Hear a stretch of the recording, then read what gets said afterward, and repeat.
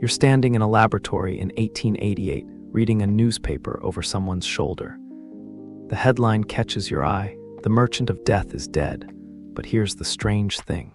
The man reading this obituary about himself is very much alive. Alfred Nobel, inventor of dynamite, stares at his own premature death notice, at words describing him as a man who became rich by helping people kill each other more efficiently. In that moment, reading about how history will remember him, something shifts. He realizes he has a chance that most people never get, the opportunity to rewrite his own legacy before it's too late. Welcome back to Midnight Deep Dive. If you're new here, welcome to our cozy corner of the internet where we explore the fascinating stories that have shaped our world. Tonight, we're venturing into the remarkable history of the Nobel Prize.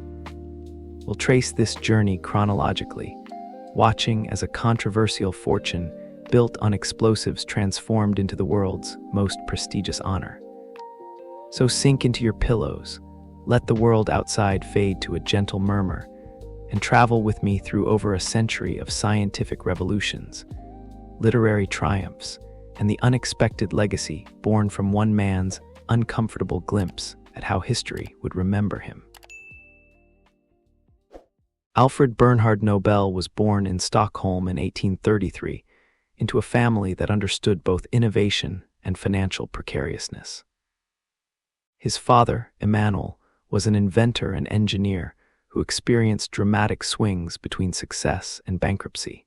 When Alfred was young, the family moved to Russia, where Emanuel had found work producing military equipment. This exposure to both engineering excellence and the military-industrial complex would shape Alfred's entire life in ways no one could have predicted. Young Alfred was a serious, somewhat melancholy child who showed exceptional intellectual gifts. He never attended university, but his father arranged for private tutors who gave him a comprehensive education in chemistry, physics, and languages. By adulthood, Alfred was fluent in Swedish, Russian, English, French, and German, a linguistic ability that would later prove invaluable in his international business dealings. But beyond scientific knowledge, Alfred absorbed literature and philosophy, developing into a complex figure who wrote poetry and plays while simultaneously perfecting methods for controlled explosions. The mid-19th century was a time when the world desperately needed better explosives. Mining, construction, and infrastructure development all relied on black powder, which had remained essentially unchanged since its invention in China centuries earlier. Black powder was unpredictable, relatively weak, and dangerous to transport and store. The Industrial Revolution demanded something better, something more powerful and more controllable. Multiple inventors were racing to develop new explosive compounds, and the competition was fierce. Nitroglycerin seemed like the answer. This oily liquid, first synthesized in 1847 by Italian chemist Ascanio Sobrero, was tremendously powerful, far more so than black powder. But it was also terrifyingly unstable. The slightest shock, change in temperature, or rough handling could cause it to explode without warning. Sobrero himself was horrified by what he'd created, suffering permanent facial scars from an explosion during his experiments. He advocated against its use, recognizing its deadly unpredictability. Alfred Nobel became convinced that nitroglycerin could be tamed, made safe enough for practical use. Through the 1860s, he experimented obsessively with ways to stabilize the volatile liquid. His work was dangerous in the extreme, and in 1864, tragedy struck the Nobel family directly. An explosion at their factory in Helleneborg, Sweden, killed 5 people, including Alfred's younger brother Emil, who was just 21 years old. The blast was so powerful it completely destroyed the building. The loss of Emil devastated the family, but Alfred didn't stop. If anything, the tragedy intensified his determination to create a safe form of this powerful explosive.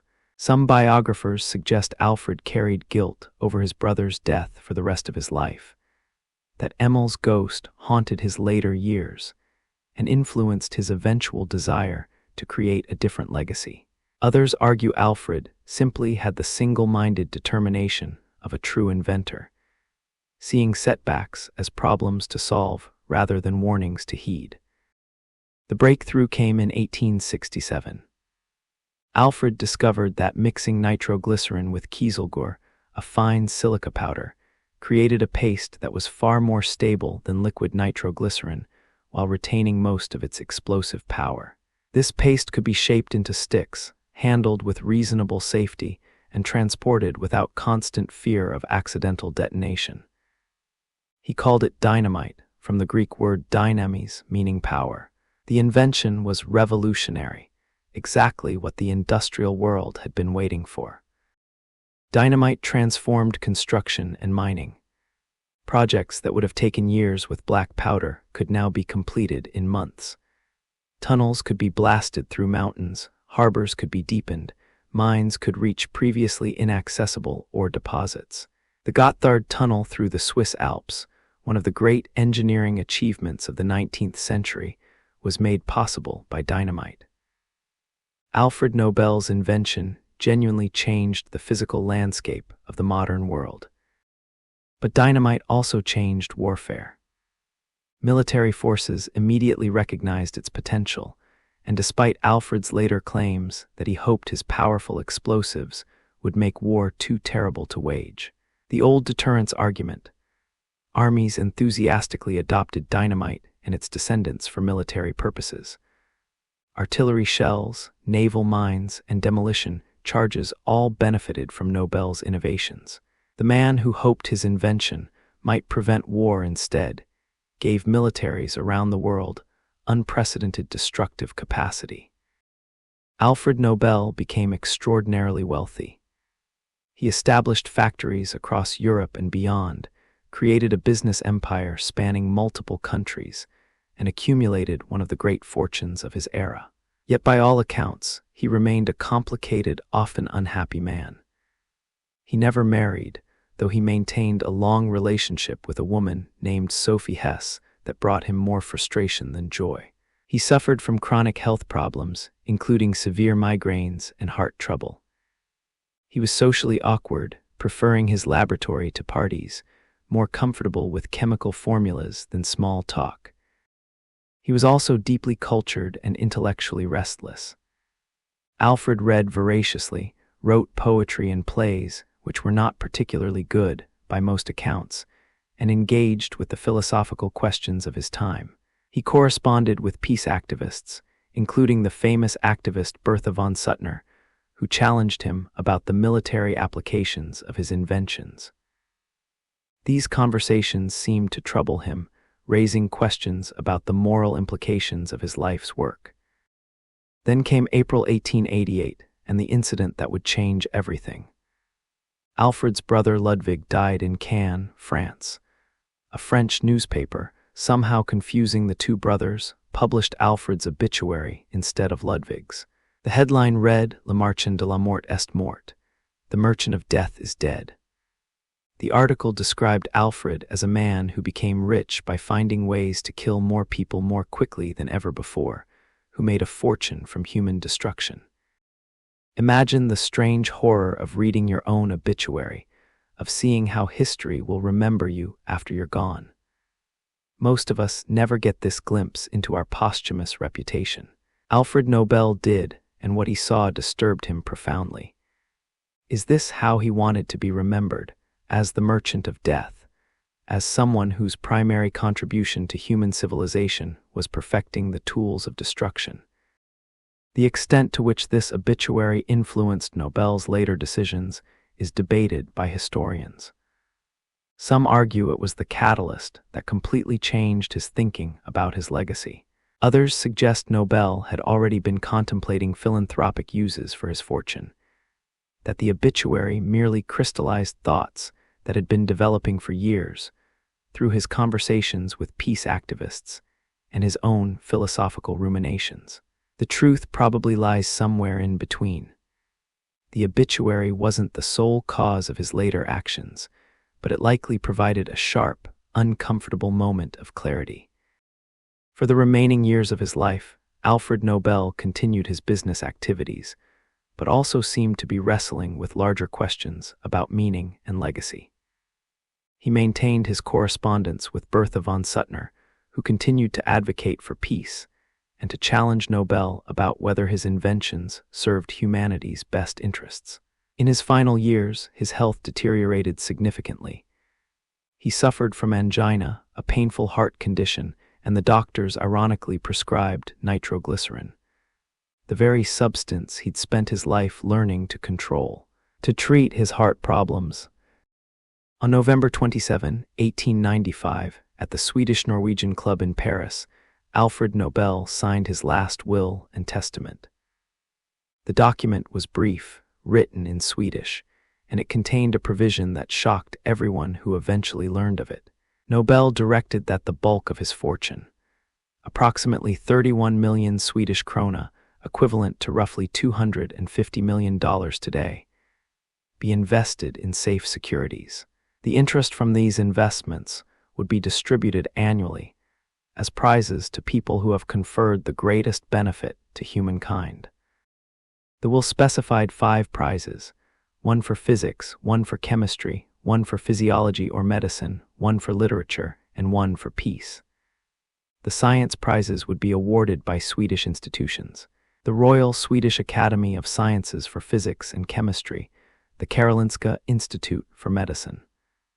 The Literature Prize would be awarded by the Swedish Academy, but the Peace Prize would be awarded by a committee appointed by the Norwegian Parliament, a decision that reflected the political union between Sweden and Norway at that time, and perhaps Nobel's respect for what he saw as Norway's more peaceful character.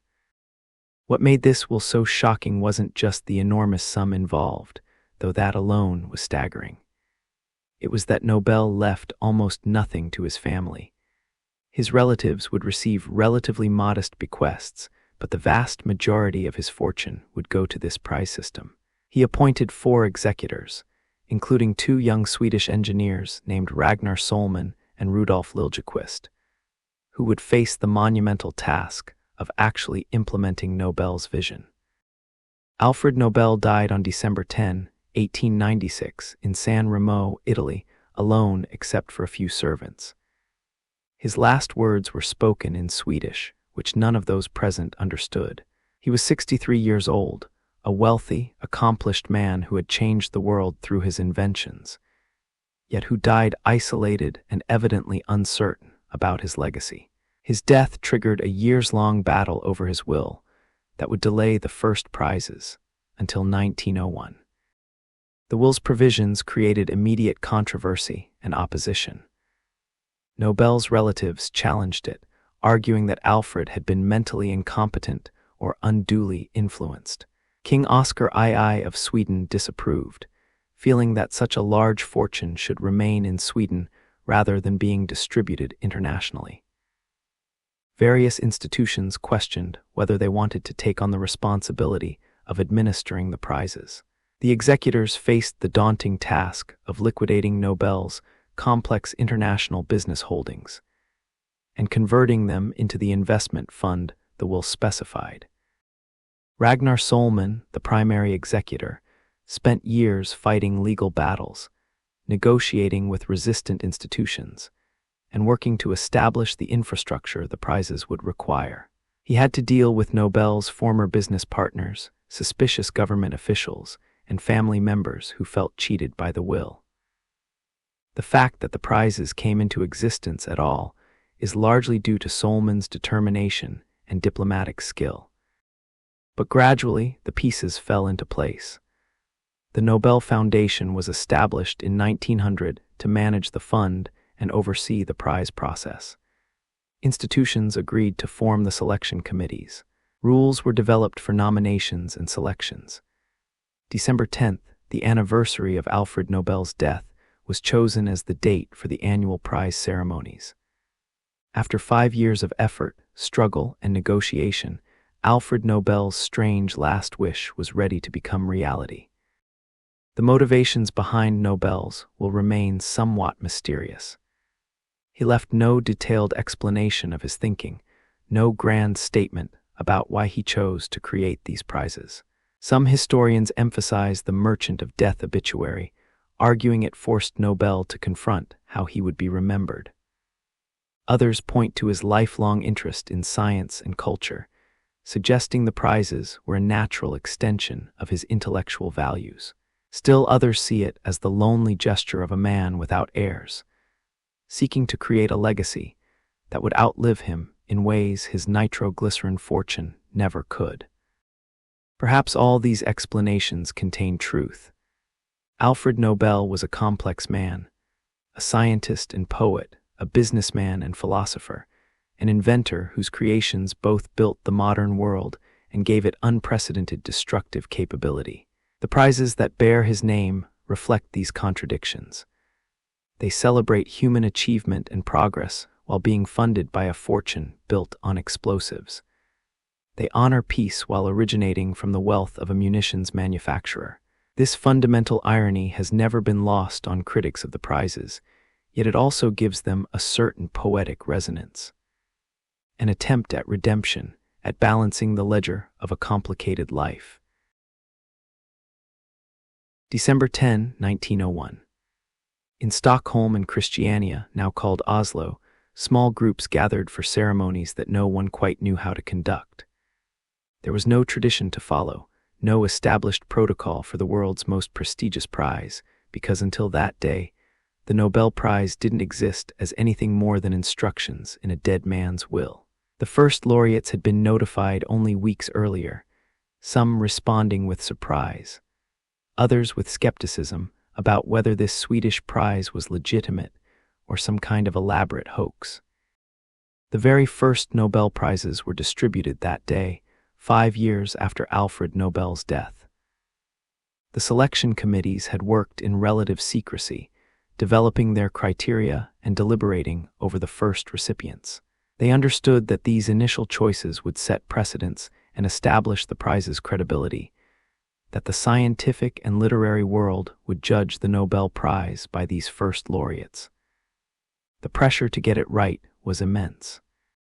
In physics, the prize went to Wilhelm Röntgen of Germany for his discovery of X-rays in 1895. This was an inspired choice that immediately established the Nobel Prize's significance. Röntgen's discovery had been genuinely revolutionary, allowing humans to see inside the body without surgery for the first time.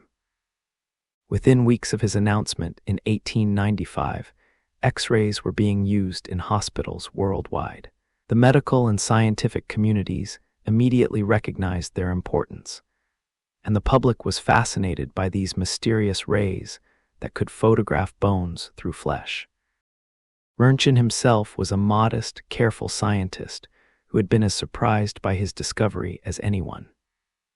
He'd been experimenting with cathode ray tubes when he noticed that a fluorescent screen across his lab glowed even when the tube was covered.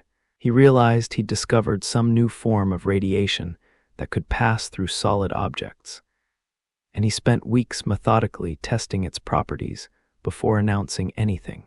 The X-ray photograph of his wife's hand, showing her bones and wedding ring, became one of the most famous scientific images of the era.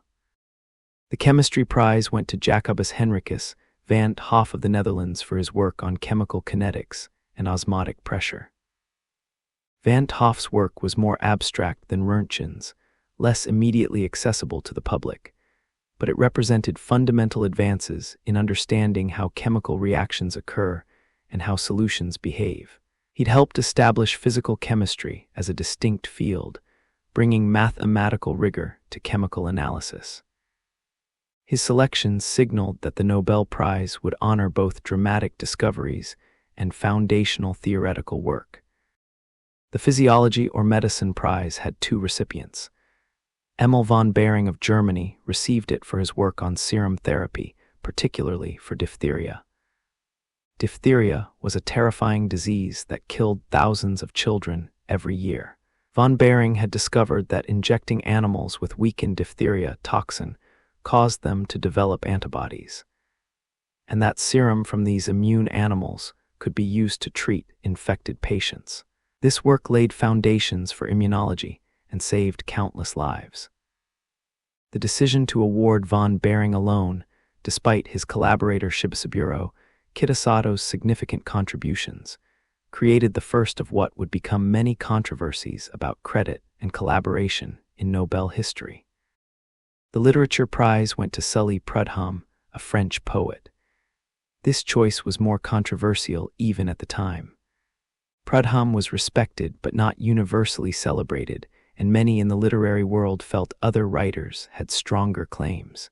Leo Tolstoy was still alive and writing. Emile Zola was at the height of his powers. The Swedish Academy's choice of Prudhomme suggested they would interpret literature somewhat conservatively, favoring established, traditional forms over more experimental or controversial work. The Peace Prize went to Henry Dunant, founder of the Red Cross, and Frédéric Passy, a French peace activist. Dunant's selection was powerfully symbolic. He'd witnessed the horrific aftermath of the Battle of Solferino in 1859, where thousands of wounded soldiers lay dying with inadequate medical care, and this experience inspired him to create the organization that would become the Red Cross. By 1901, Dunant was elderly, nearly forgotten, living in poverty. The Nobel Prize brought him recognition in his final years and signaled that the Peace Prize would honor practical humanitarian work alongside political peace advocacy. The ceremonies themselves were relatively modest affairs, nothing like the elaborate productions they would become. King Oscar II of Sweden attended the Stockholm ceremony, lending royal prestige despite his personal disapproval of Nobel's will. The laureates or their representatives received their medals and diplomas, along with their share of the prize money. About 150,000 Swedish krona each, a substantial sum equivalent to roughly 20 years of a professor's salary. Not all laureates attended. Röntgen, despite winning physics, declined to come to Stockholm and didn't deliver the Nobel lecture that would become traditional. His modesty, or perhaps his discomfort with ceremony, meant he never fully participated in the celebration of his achievement. This established an early precedent that laureates couldn't be forced to perform, that the prize was recognition rather than obligation. Over the next 13 years, before World War I disrupted everything, the Nobel Prizes established patterns and built credibility that would define their future. The science prizes particularly shone, recognizing work that represented genuine advances in human knowledge. In 1902, the Physics Prize went to Hendrik Lorentz and Pieter Zeeman for their work on the influence of magnetism on radiation, research that would prove foundational for quantum mechanics. The Chemistry Prize went to Emil Fischer for his work on sugar and purine synthesis, fundamental to understanding biochemistry. The 1903 prizes marked a milestone. Marie Curie became the first woman to win a Nobel Prize, sharing the physics award with her husband Pierre and Henry Becquerel for their work on radioactivity. Initially, the nominators had suggested only Pierre and Becquerel, but Pierre insisted that Marie's contributions were equally important. This recognition was groundbreaking for its time, acknowledging a woman's scientific achievements at a period when women faced enormous barriers in academia and research. Yet even this triumph had complications. Marie Curie's presence at the ceremony was awkward for some attendees who weren't accustomed to women in such prominent scientific roles. Some accounts suggest she faced subtle discourtesies and condescension even as she was being honored. And the Swedish Academy's citation emphasized her role as Pierre's assistant rather than recognizing her as an independent scientist, despite the fact that the study of radioactivity had been largely her initiative. The prizes began establishing their reputation for recognizing transformative discoveries. In 1904, the Medicine Prize went to Ivan Pavlov for his work on digestive physiology, though history remembers him more for his later classical conditioning experiments with dogs. In 1905, Robert Koch received the Medicine Prize for his work on tuberculosis, identifying the bacterium that caused one of history's greatest killers. These weren't just academic achievements. They were discoveries that would directly save millions of lives. The Physics Prize in 1906 went to J.J. Thomson for his work on the conduction of electricity through gases and his discovery of the electron. This was fundamental physics, revealing the subatomic structure of matter. Thomson's work would enable everything from television to computers, though neither technology existed yet. The Nobel committees were recognizing research whose full implications wouldn't be apparent for decades. Not all decisions were universally acclaimed. The literature prizes particularly generated controversy, as literary merit is inherently more subjective than scientific achievement. Theodore Mommsen won in 1902, primarily for his historical writing rather than fiction or poetry, expanding the definition of literature. Bjornstjerne Bjornson won in 1903. José Echegaray and Frédéric Mistral shared the 1904 prize, and Henryk Sienkiewicz won in 1905. These were accomplished writers, but critics argued that more innovative or influential authors were being overlooked. The Peace Prize navigated complex political waters. In 1906, Theodore Roosevelt became the first American to win a Nobel Prize, recognized for mediating the end of the Russo-Japanese War. This was controversial precisely because it worked. Roosevelt's mediation had genuinely helped end a destructive conflict. Yet it also demonstrated how the Peace Prize would inevitably involve political judgment, assessing not just intentions but outcomes, and how perspectives on those outcomes might vary. The 1907 Physics Prize went to Albert Michelson, the first American to win a Nobel Prize in science, for his precision, optical instruments, and investigations carried out with them. Michelson's measurements would prove crucial for Einstein's relativity theory, though that connection wasn't yet clear in 1907.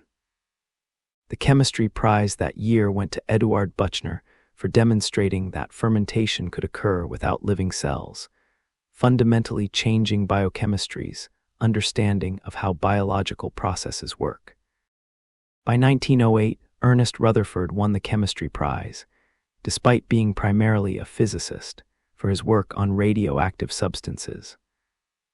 Rutherford reportedly joked that of all his transformations, the fastest was his transformation from physicist to chemist.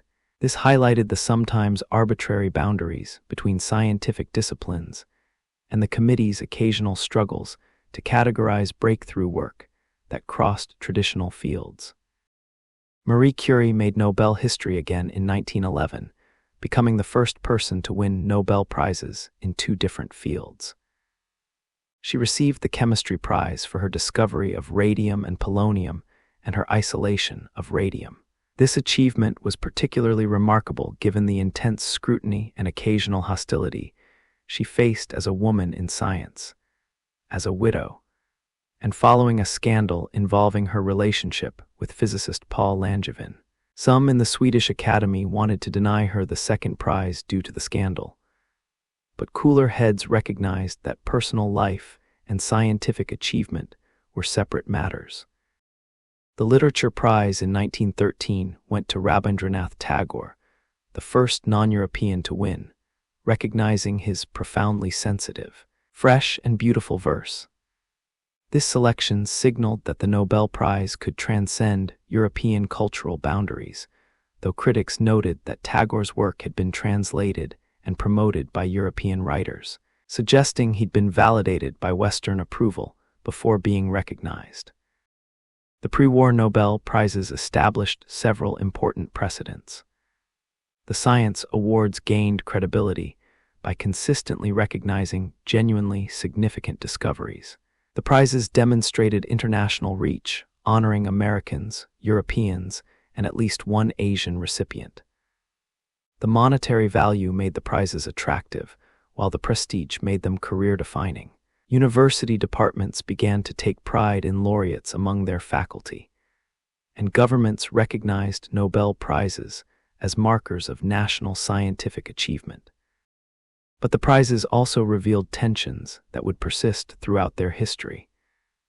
How should committees handle collaborative work in an era when science increasingly involved teams? The three-person limit, established early on, meant that contributors to discoveries were sometimes excluded. How should the Literature Prize balance popular appeal against experimental innovation, traditional forms against avant-garde movements?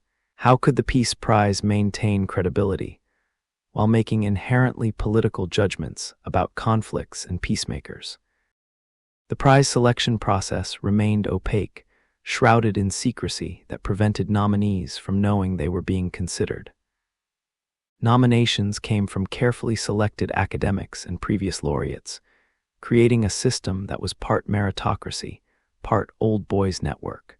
The committees deliberated privately, and their archives would be sealed for 50 years, preventing immediate criticism, but also preventing transparency. The Nobel Prize in its first 14 years succeeded in becoming recognized as the world's most prestigious scientific and cultural honor. When scientists, writers, and peace activists fantasized about recognition, they dreamed of Stockholm. The prizes influenced research priorities, with scientists hoping their work might be Nobel-worthy. Universities competed to attract Nobel laureates to their faculties. The prizes had become, remarkably quickly, exactly what Alfred Nobel had intended: a permanent, prestigious recognition of humanity's greatest achievements. But this early optimism and international cooperation was about to be tested by the greatest catastrophe Europe had yet experienced. In August 1914, the delicate network of peace that had enabled scientists and artists from different nations to celebrate each other's achievements would shatter. The Nobel Prize would have to survive in a world where the nations of its laureates were killing each other by the millions. The summer of 1914 started much like any other for the Nobel committees. Scientists across Europe pursued their research, writers crafted their novels and poems, and peace activists worked on international cooperation initiatives. The 1914 prizes were under discussion, nominations were being evaluated, and there was no reason to expect anything unusual about the year's awards. Then, in August, the unthinkable happened. Europe descended into war, and suddenly scientists from nations that had been honoring each other's achievements were now serving opposite sides of a conflict that would kill millions. The outbreak of World War I created immediate problems for the Nobel Prize's international character. How could Swedish and Norwegian committees maintain neutrality and objectivity when the nations they were judging were locked in existential conflict? Could they award prizes to Germans while German armies occupied Belgium and France? Could they honor British scientists while Britain blockaded neutral nations? The very foundation of the Nobel Prize, that human achievement transcended national boundaries, was being tested by a war that made national identity the central fact of existence. The 1914 prizes were awarded, but with notable awkwardness. The Physics Prize went to Max von Laue of Germany for his discovery of X-ray diffraction by crystals. The Chemistry Prize went to Theodore William Richards of America for his precise determinations of atomic weights. The Medicine Prize was not awarded, the first time any prize had been withheld. The Literature Prize went to no one. And most tellingly, the Peace Prize was not awarded. How could a Peace Prize be given when Europe was tearing itself apart? The 1915 prizes showed even more strain. The Physics Prize went to William Henry Bragg and his son William Lawrence Bragg for their X-ray analysis of crystal structure, continuing the previous year's theme. At age 25, Lawrence Bragg became and remains the youngest Nobel laureate in physics, a record that still stands. But the Chemistry Prize was not awarded, the Medicine Prize was not awarded, the Literature Prize went to Ramin Roland primarily for his anti-war stance, and the Peace Prize was not awarded. The normal functioning of the prizes was clearly compromised. The pattern continued through 1916. Richard Willstetter received the Chemistry Prize for his research on plant pigments, particularly chlorophyll. But physics, medicine, literature, and peace all went unawarded. The Nobel committees, like everyone else, were struggling to function in a world consumed by war. Committee members were aging, some were ill, and the normal international exchange of scientific information was disrupted by conflict. Scientists who would normally communicate freely were now on opposite sides of a war, and their research was increasingly directed toward military applications. By 1917, only the Literature Prize was awarded, going to Danish-German writers Carl G. Gellerup and Henrik Pontoppidan. No prizes were given in physics, chemistry, medicine, or peace. The war had essentially suspended 4 of the 5 prizes. The prize money for unawarded prizes was returned to the Foundation's funds, creating a reserve that would be drawn on in future years. The Nobel Prize, designed to celebrate international cooperation and human progress, had been rendered nearly silent by global conflict. The war's impact on science itself was profound and troubling. Scientific research was directed toward military purposes. Chemists developed poison gases. Physicists worked on ballistics and explosives. Physicians dealt with unprecedented casualties and new types of injuries caused by modern weapons. The international scientific community that had flourished before 1914 fractured along national lines, with former colleagues now serving opposing war efforts. Fritz Haber exemplifies this moral complexity. The German chemist had done groundbreaking work on synthesizing ammonia from atmospheric nitrogen, solving a crucial problem in agricultural fertilizer production. This achievement would earn him the 1918 Nobel Prize in Chemistry, awarded in 1919 after the war ended. But during the war, Haber had directed Germany's chemical weapons program, overseeing the development and deployment of chlorine gas and other agents. His wife, Clara Immerwahr, herself a chemist, was so horrified by his work on poison gas that she took her own life in 1915, though other factors may have contributed. Haber's Nobel Prize became intensely controversial. Allied scientists protested his selection, arguing that his chemical weapons work disqualified him from recognition regardless of his pre-war achievements. But the Nobel Committee maintained that they were honoring his ammonia synthesis research, not his wartime activities. This raised difficult questions. Could scientific achievement be separated from moral character? Should the prize consider how laureates applied their knowledge? These questions would recur throughout Nobel history. The 1918 Physics Prize, awarded in 1919, went to Max Planck for his quantum theory, one of the most revolutionary ideas in physics history. Planck had introduced the concept in 1900, suggesting that energy is emitted in discrete packets or quanta, rather than continuously. This idea would transform physics, leading to quantum mechanics and fundamentally changing our understanding of nature at the smallest scales. That Planck received his prize 2 decades after his crucial insight demonstrated how committees sometimes needed years to recognize a discovery's full significance. The Medicine Prize in 1919 went to Jules Bordet for his work on immunology and complement proteins. These were important advances in understanding the immune system, but the timing was notable. The world had just experienced the catastrophic 1918 influenza pandemic, which killed more people than the war itself. Medical science, despite all its progress, had been helpless before this viral outbreak. The limits of human knowledge were painfully apparent. The 1919 Peace Prize was awarded to Woodrow Wilson for his work in founding the League of Nations. This was optimistic recognition of efforts to prevent future wars through international cooperation. Wilson had arrived at the Paris Peace Conference with his 14 points, advocating for national self-determination, freedom of the seas, and an international organization to resolve disputes. The League of Nations was his central achievement, though its effectiveness would prove limited.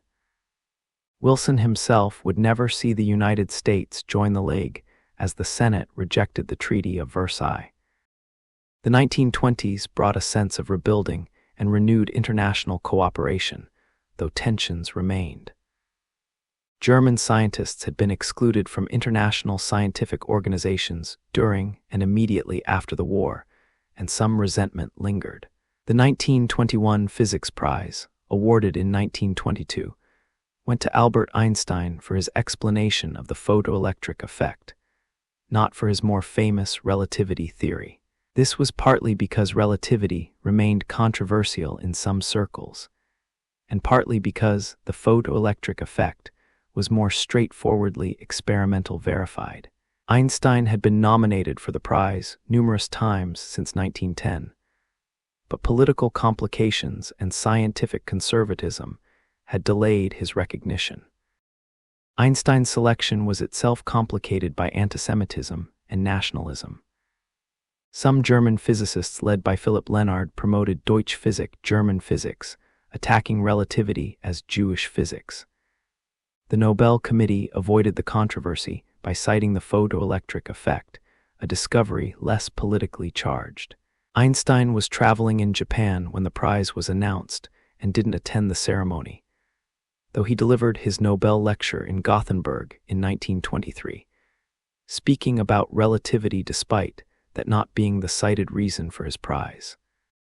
The 1922 Physics Prize went to Niels Bohr for his work on atomic structure, continuing the quantum revolution that Planck had begun. Bohr had developed a model of the atom that incorporated quantum principles, explaining why atoms emit light at specific frequencies. His work was foundational for quantum mechanics, and his institute in Copenhagen became a center for theoretical physics, where the next generation of quantum physicists would develop their ideas. Through the 1920s, the prizes began recognizing the quantum revolution's major contributors. In 1929, Louis de Broglie won for his wave theory of electrons. In 1932, Werner Heisenberg won for quantum mechanics. In 1933, Erwin Schrödinger and Paul Dirac shared the prize for their work on atomic theory. These prizes documented one of the greatest transformations in physics history, as scientists developed a completely new framework for understanding matter and energy at the smallest scales. The medicine prizes of the 1920s reflected advances in understanding human physiology and disease. Frederick Banting and John MacLeod won in 1923 for discovering insulin, a breakthrough that transformed diabetes from a death sentence to a manageable condition.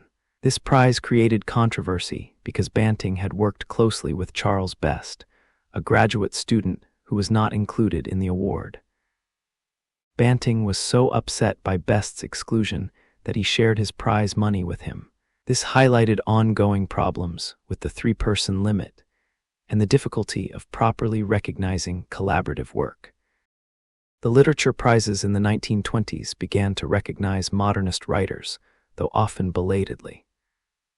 W. B. Yeats won in 1923, George Bernard Shaw in 1925, Thomas Mann in 1929. These were major literary figures, though the prize continued to ignore experimental modernists like James Joyce, whose Ulysses was published in 1922, but was considered too controversial and difficult. The Swedish Academy's conservative tendencies in literature would remain a source of criticism throughout the prize's history. The Peace Prize in the 1920s often honored efforts at international cooperation and arms control. It went to organizations like the International Committee of the Red Cross and to individuals working on disarmament and international law. These awards reflected the post-war hope that international institutions and legal frameworks could prevent future conflicts. The optimism seems poignant in retrospect, knowing what was coming.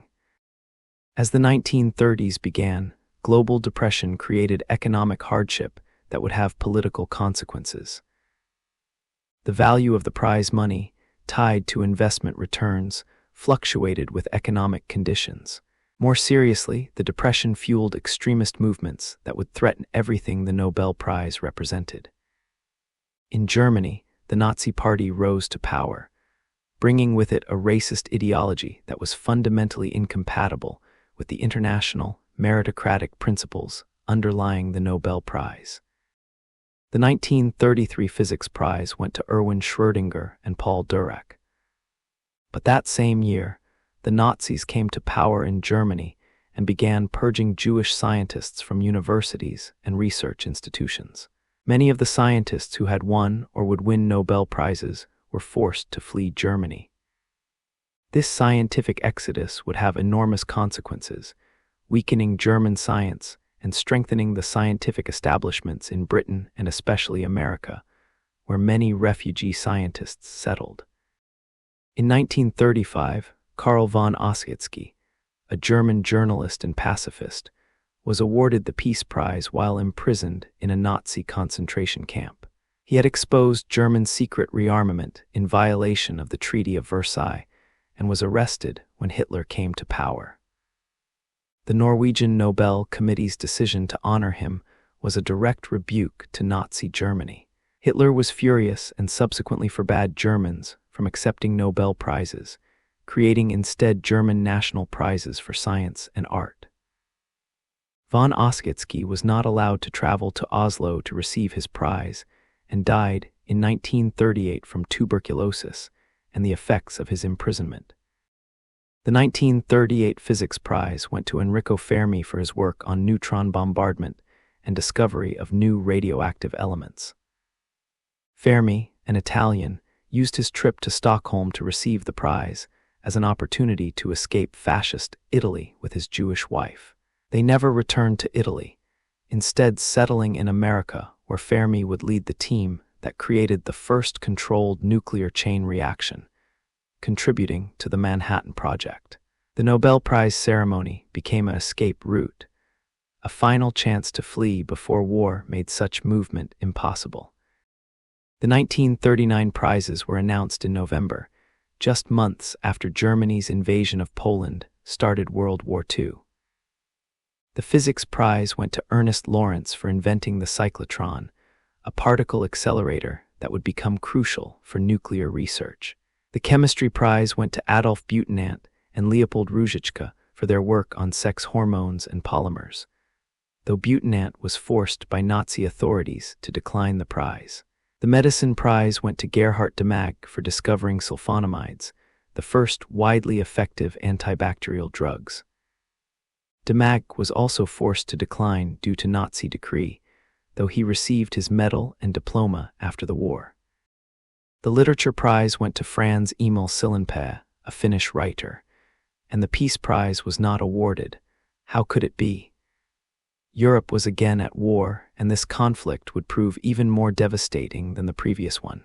For the second time in a generation, the Nobel Prize would have to navigate through global catastrophe. During World War II, the Nobel Foundation faced serious challenges. Sweden remained neutral, but it was surrounded by German-occupied territory, and maintaining independence required diplomatic delicacy. The prize ceremonies continued, but in reduced form, with fewer international guests and less public celebration.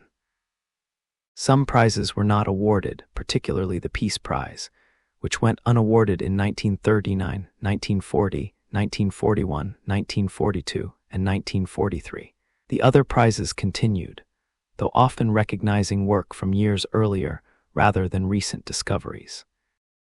The wartime prizes documented crucial scientific advances even as those discoveries were applied to destructive purposes. The Physics Prize continued recognizing quantum mechanics and nuclear physics developments.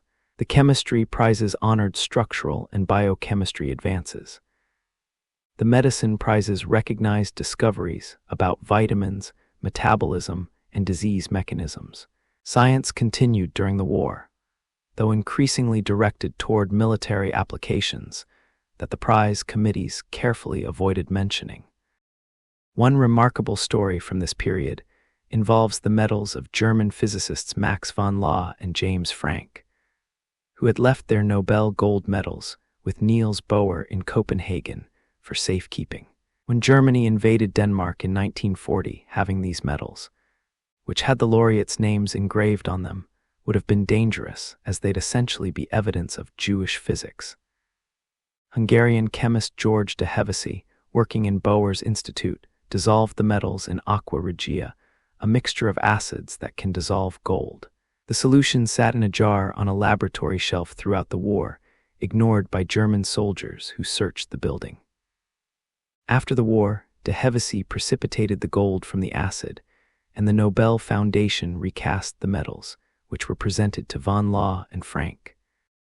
The 1944 and 1945 prizes were awarded in a world still at war in 1944, and in the immediate aftermath of victory in 1945. The Physics Prize in 1945 went to Wolfgang Pauli for the exclusion principle in quantum mechanics. The Chemistry Prize went to Arturi Virtanen for his agricultural chemistry research. The Medicine Prize went to Alexander Fleming, Ernst Boris Chain, and Howard Florey for discovering penicillin and its curative effect in infectious diseases. Penicillin had saved countless lives during the war, treating infections that would have been fatal in earlier conflicts. It represented one of medicine's greatest triumphs, and demonstrated how scientific research could have immediate, practical humanitarian impact. The literature prizes during and immediately after the war went to Pearl S. Buck, Johannes V. Jensen, Gabriela Mistral, and Hermann Hesse, a diverse group geographically and stylistically. The Peace Prize was not awarded until 1944, when it went to the International Committee of the Red Cross. In 1945, it went to Cordell Hull, former U.S. Secretary of State, for his work in establishing the United Nations. There was hope, again, that international cooperation might prevent future wars, though this hope was now tempered by the knowledge that such institutions had failed before. The end of World War II left the Nobel Prize standing, but the world had changed profoundly. 2 atomic bombs had been dropped on Japan, weapons developed using physics that multiple Nobel laureates had contributed to understanding. The Nazi Holocaust had demonstrated what industrial-scale hatred could accomplish. The Cold War was beginning, creating new ideological divisions that would affect the prizes for decades. The next chapter of Nobel Prize history would unfold in a world shadowed by nuclear weapons, divided by political ideology, and changed forever by the wars that had nearly destroyed the prizes themselves. The mushroom clouds over Hiroshima and Nagasaki in August 1945 cast long shadows over the scientific community. The atomic bomb represented the ultimate application of physics discoveries that Nobel Prizes had honored. Einstein's mass energy equivalence, quantum mechanics, nuclear fission. Scientists who had won or would win Nobel Prizes had contributed to the Manhattan Project.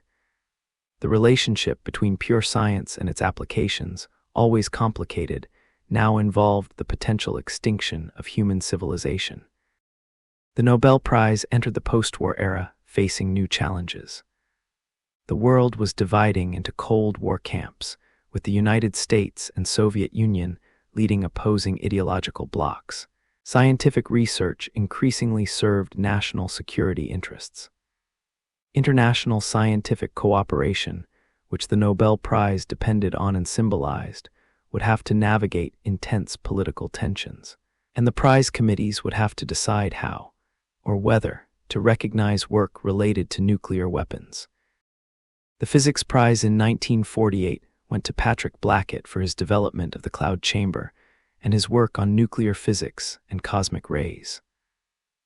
Blackett had worked on wartime radar development and afterward became a vocal critic of nuclear weapons policy. His prize demonstrated that the Nobel committees could honor scientists whose political views were controversial without necessarily endorsing those views. But it also showed that separating science from politics was becoming increasingly difficult. The Chemistry Prize in 1951 went to Edwin Macmillan and Glenn Seaborg for their discoveries of transuranium elements. Elements heavier than uranium that don't occur naturally, but can be created in nuclear reactors or particle accelerators. This work was fundamentally connected to nuclear weapons research, as some of these elements were used in bombs. The prize citation carefully focused on the pure science, the expansion of the periodic table, the understanding of nuclear properties, without mentioning military applications. This became a pattern, honoring discoveries with weapons applications while focusing solely on their scientific merit. The Soviet Union presented particular complications for the Nobel Prize. Soviet scientists were doing world-class work, but the regime severely restricted their ability to travel or communicate with Western colleagues. Stalin's government was suspicious of international awards and sometimes prevented scientists from accepting them. When Igor Tamm and Ilya Frank won the Physics Prize in 1958 for explaining Cherenkov radiation, they were allowed to travel to Stockholm, but their movements were carefully controlled by Soviet handlers. The prize ceremony became a small stage for Cold War tensions. The 1958 Literature Prize created a significant international incident. The prize went to Boris Pasternak for his novel Dr. Zhivago, which had been rejected for publication in the Soviet Union due to its perceived criticism of the Bolshevik Revolution. The novel was published in Italy in 1957 and became an international sensation. When Pasternak was announced as the Nobel laureate, the Soviet government pressured him to decline, denouncing the prize as a political weapon against the Soviet state. Pasternak initially accepted, then sent a telegram declining the prize after intense pressure and threats that he might be expelled from the Soviet Union, separated from his family and homeland. The Pasternak affair revealed how the Nobel Prize could become entangled in Cold War politics, despite the committee's intentions. Soviet authorities saw the prize as Western propaganda. Some Western observers questioned whether the Swedish Academy had selected Pasternak primarily for literary merit or partly for political impact. Pasternak himself was caught in the middle, honored for his art, but punished by his government for that same recognition. He died in 1960, never having received his prize in person. The Peace Prize navigated even more treacherous political waters. The 1961 prize went to Dag Hammarskjöld, Secretary General of the United Nations, who had died in a plane crash in September of that year while attempting to negotiate peace in the Congo.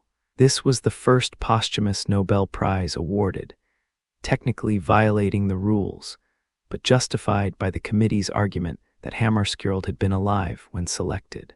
His death while pursuing peace made him a martyr figure, and honoring him was relatively uncontroversial. But the 1973 Peace Prize created enormous controversy. Henry Kissinger and Leduc, though, were jointly awarded the prize for negotiating the Paris Peace Accords that supposedly ended American involvement in the Vietnam War. Leduc, though, declined the prize, stating that peace had not actually been achieved in Vietnam. Kissinger accepted, but 2 members of the Norwegian Nobel Committee resigned in protest. Critics noted that Kissinger had supported bombing campaigns in Cambodia and other actions that seemed incompatible with peace. The fighting in Vietnam continued for 2 more years after the Paris Accords. This prize, more than perhaps any other, demonstrated the difficulty of judging peace efforts while conflicts are ongoing. The 1970 Literature Prize went to Alexander Solzhenitsyn, the Russian novelist whose works exposed the Soviet Gulag system. Solzhenitsyn was allowed to receive the prize, but chose not to travel to Stockholm, fearing he wouldn't be allowed to return to the Soviet Union. He delivered his Nobel lecture in written form. 4 years later, in 1974, the Soviet government did expel him, and he went into exile. His prize represented Western recognition of dissident voices from the Eastern Bloc, further illustrating how literary awards became political statements during the Cold War. The 1975 Peace Prize went to Andrei Sakharov, the Soviet physicist who had helped develop the Soviet hydrogen bomb, but later became a vocal advocate for nuclear disarmament and human rights.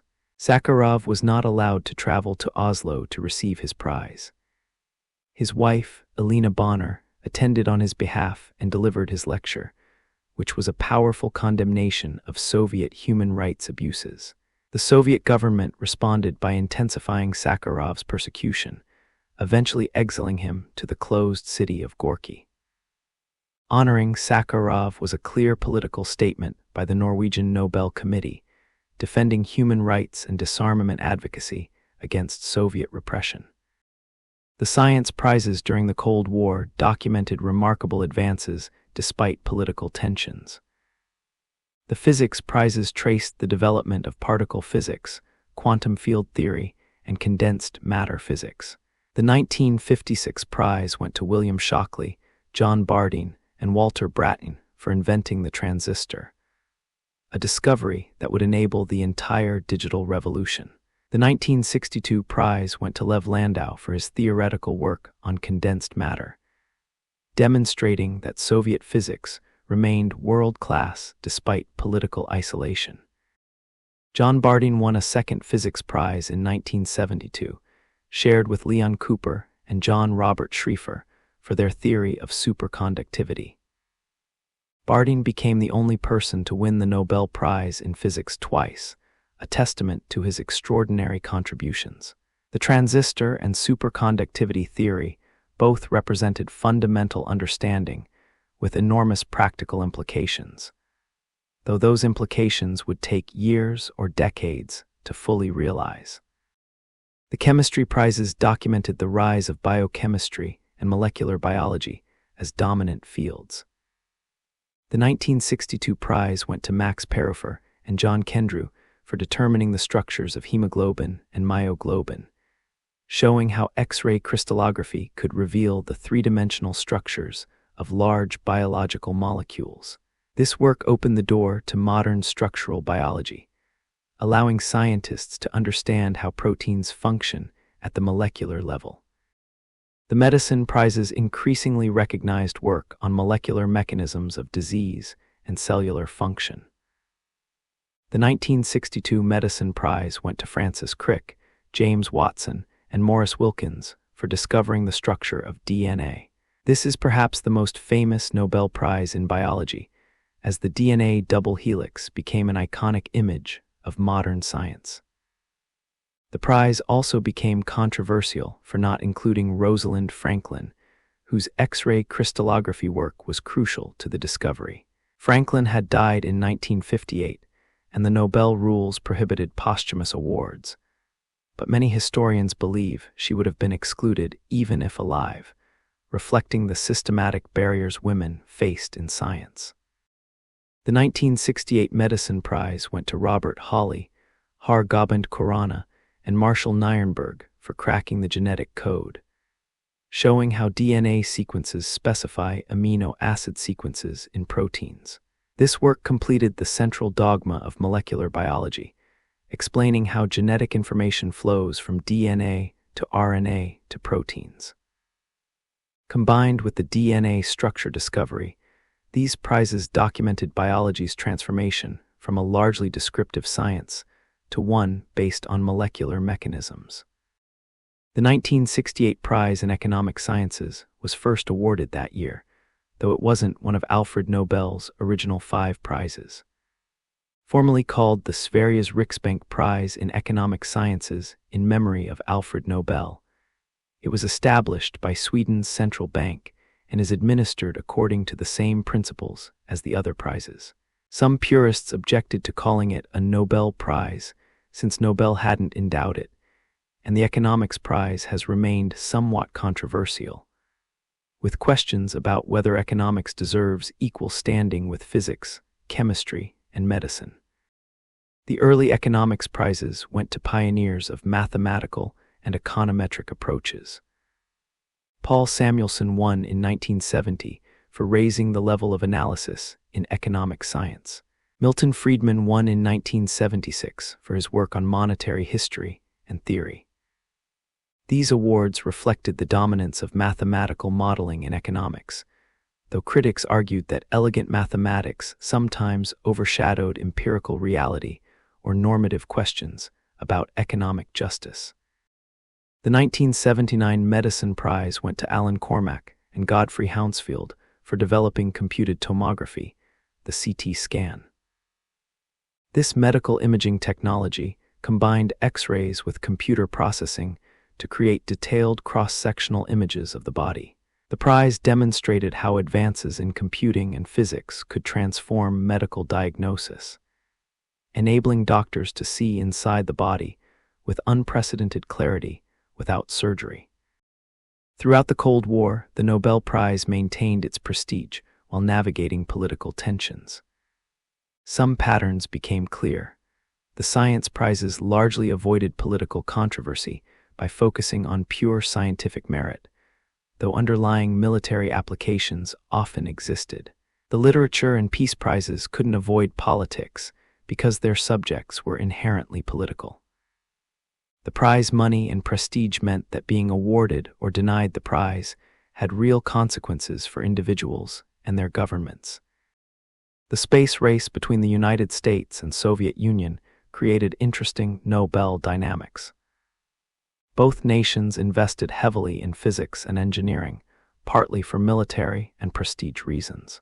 Many advances in rocketry, satellite technology, and space exploration had Nobel-worthy physics behind them. But the committees generally avoided honoring work too closely tied to space weapon systems.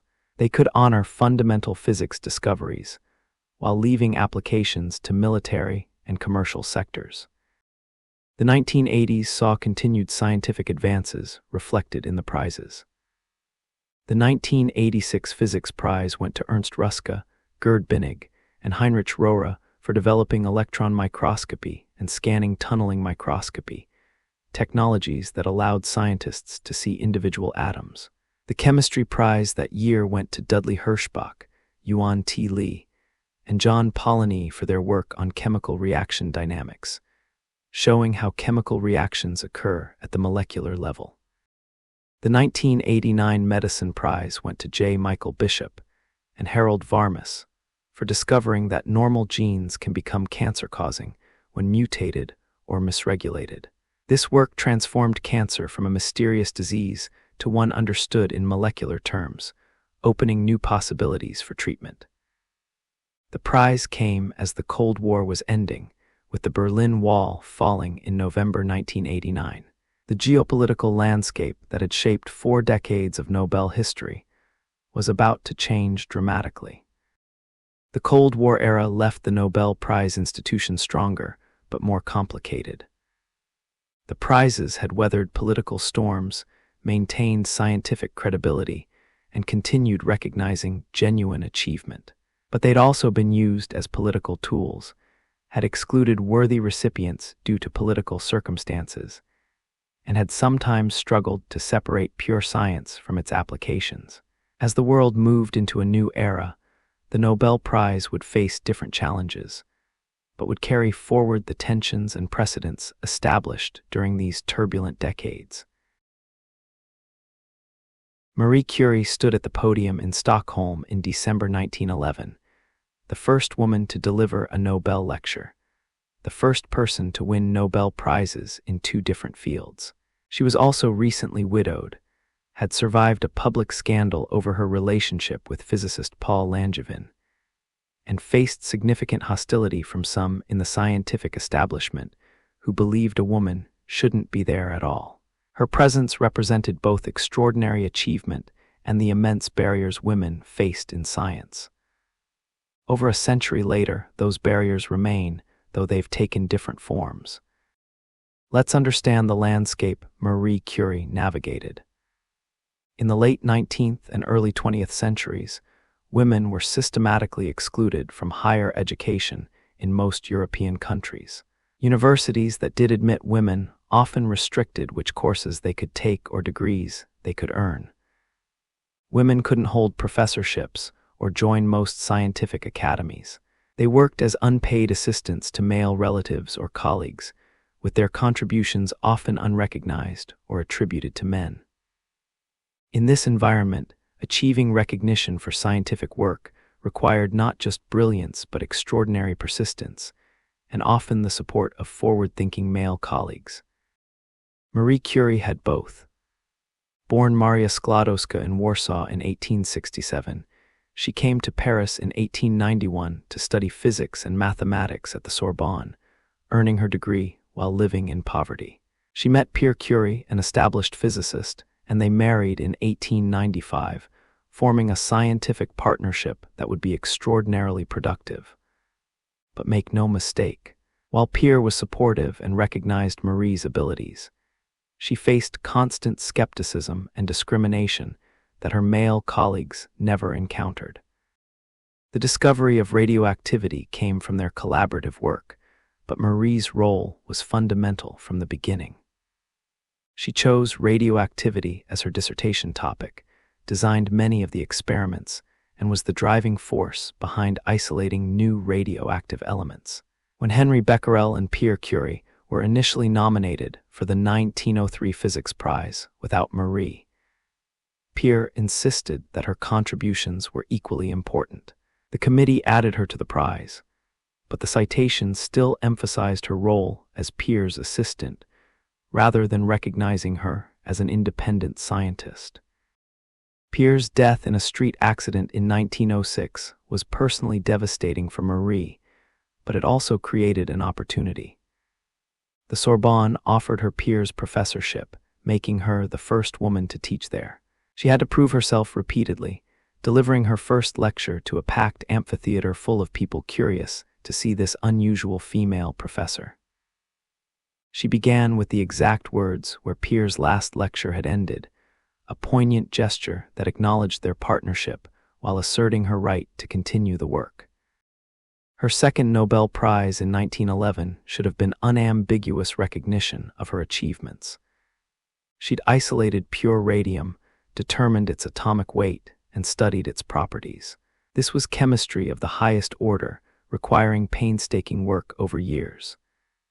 But the prize came during the scandal involving Paul Langevin, a married physicist with whom she'd had a relationship.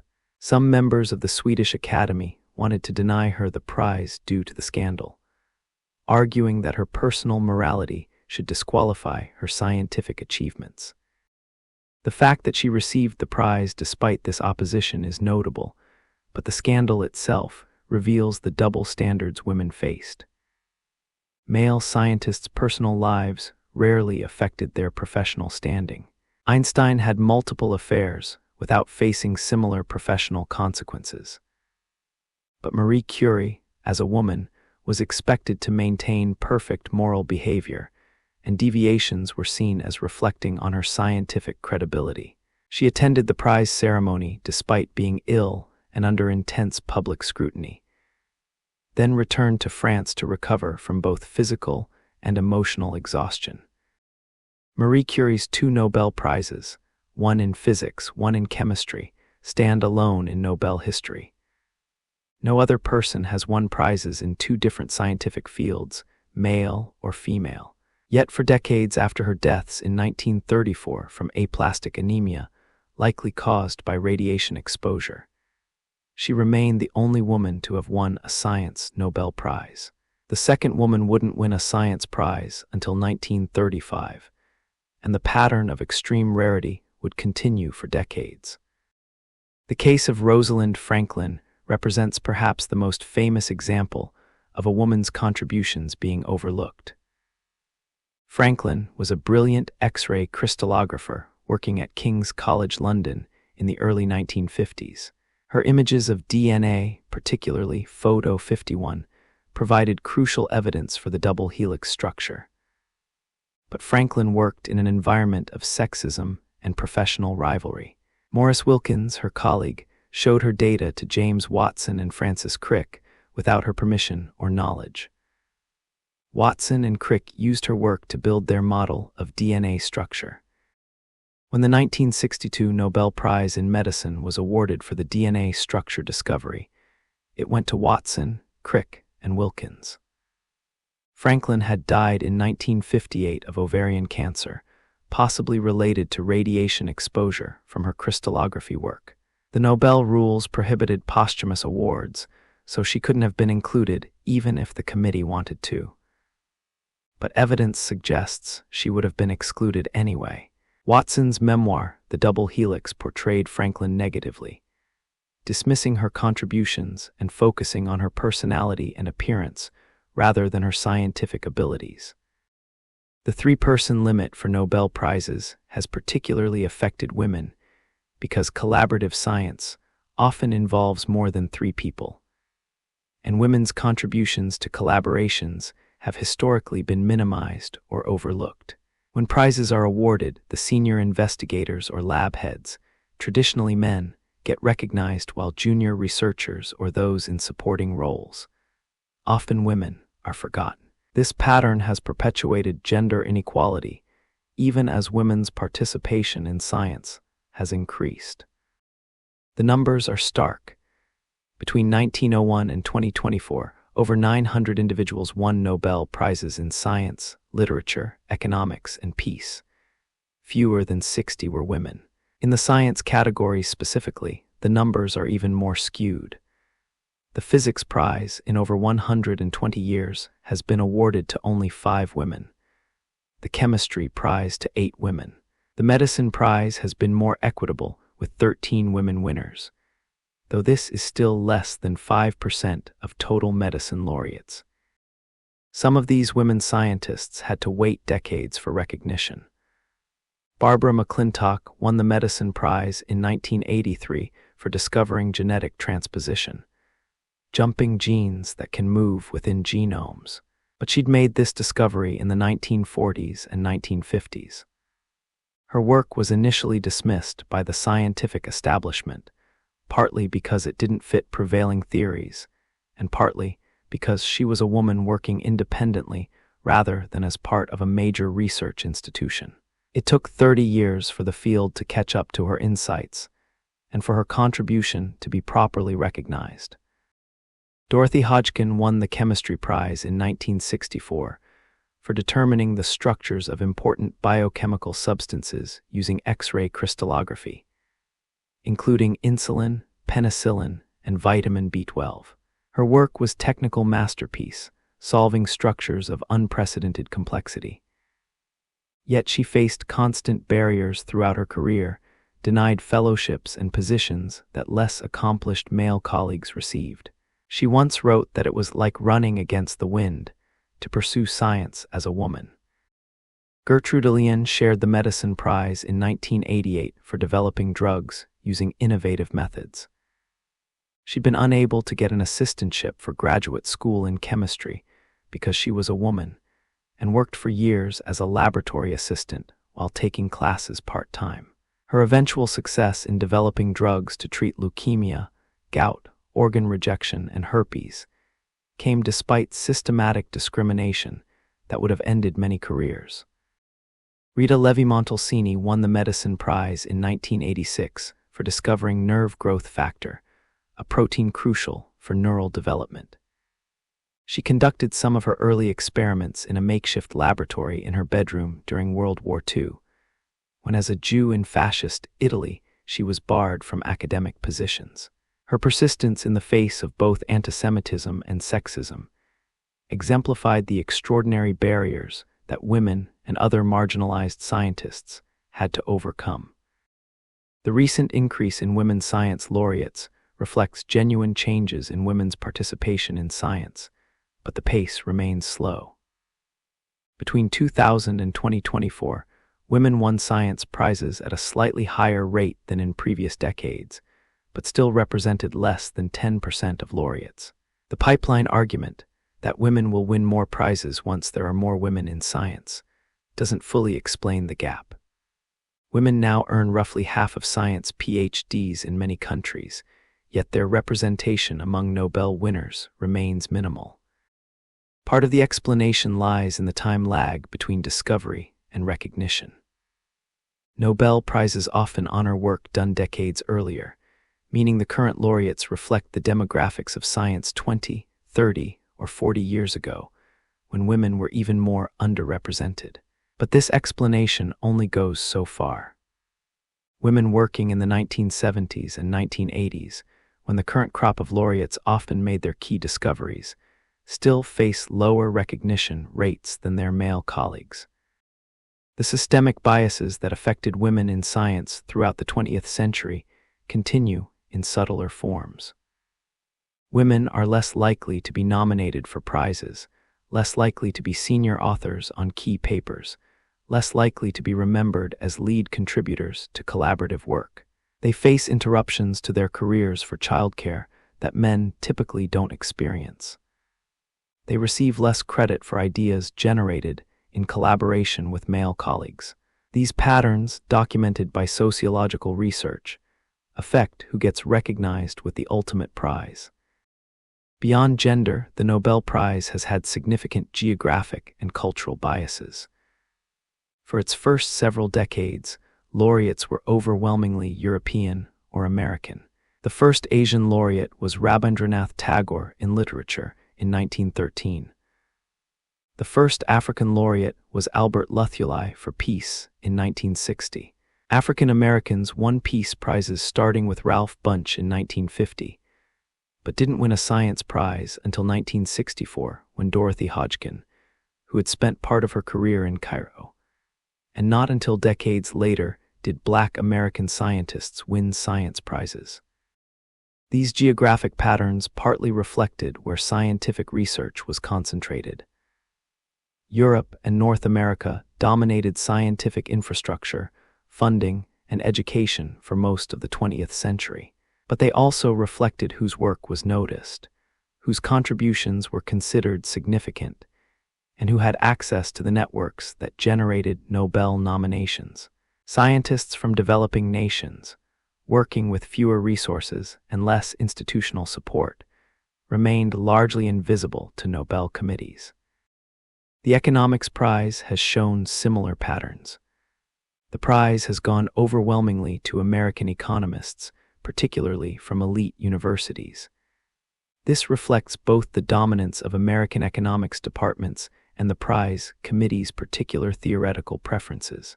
Critics argue that the Economics Prize has favored mathematical formalism over empirical insight and has largely ignored economists from developing nations who might have different perspectives on economic problems.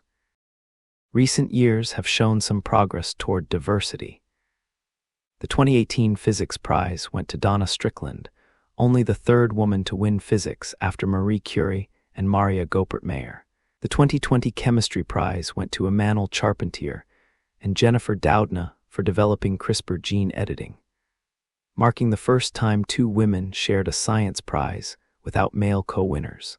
The 2009 Medicine Prize went to Elizabeth Blackburn, Carol Grader, and Jack Szostak for discovering telomeres and telomerase, with two of the three winners being women. These recent awards have been celebrated as signs of progress, but they also highlight how exceptional women laureates remain. Each woman science winner is still newsworthy precisely because it's unusual. The goal shouldn't be celebrating individual exceptional women, but reaching a point where women laureates are unremarkable, where gender doesn't make someone's achievement seem more or less impressive. We're not there yet. The Nobel Prize committees have acknowledged diversity problems and claim to be working to address them. The nominating process has been expanded to include more women and non-Western scientists. Committee membership has become more diverse, though it remains predominantly male and European. But meaningful change requires not just adjusting prize selection, but addressing the underlying systemic barriers that prevent women and other marginalized groups from reaching the positions where Nobel-worthy work becomes possible.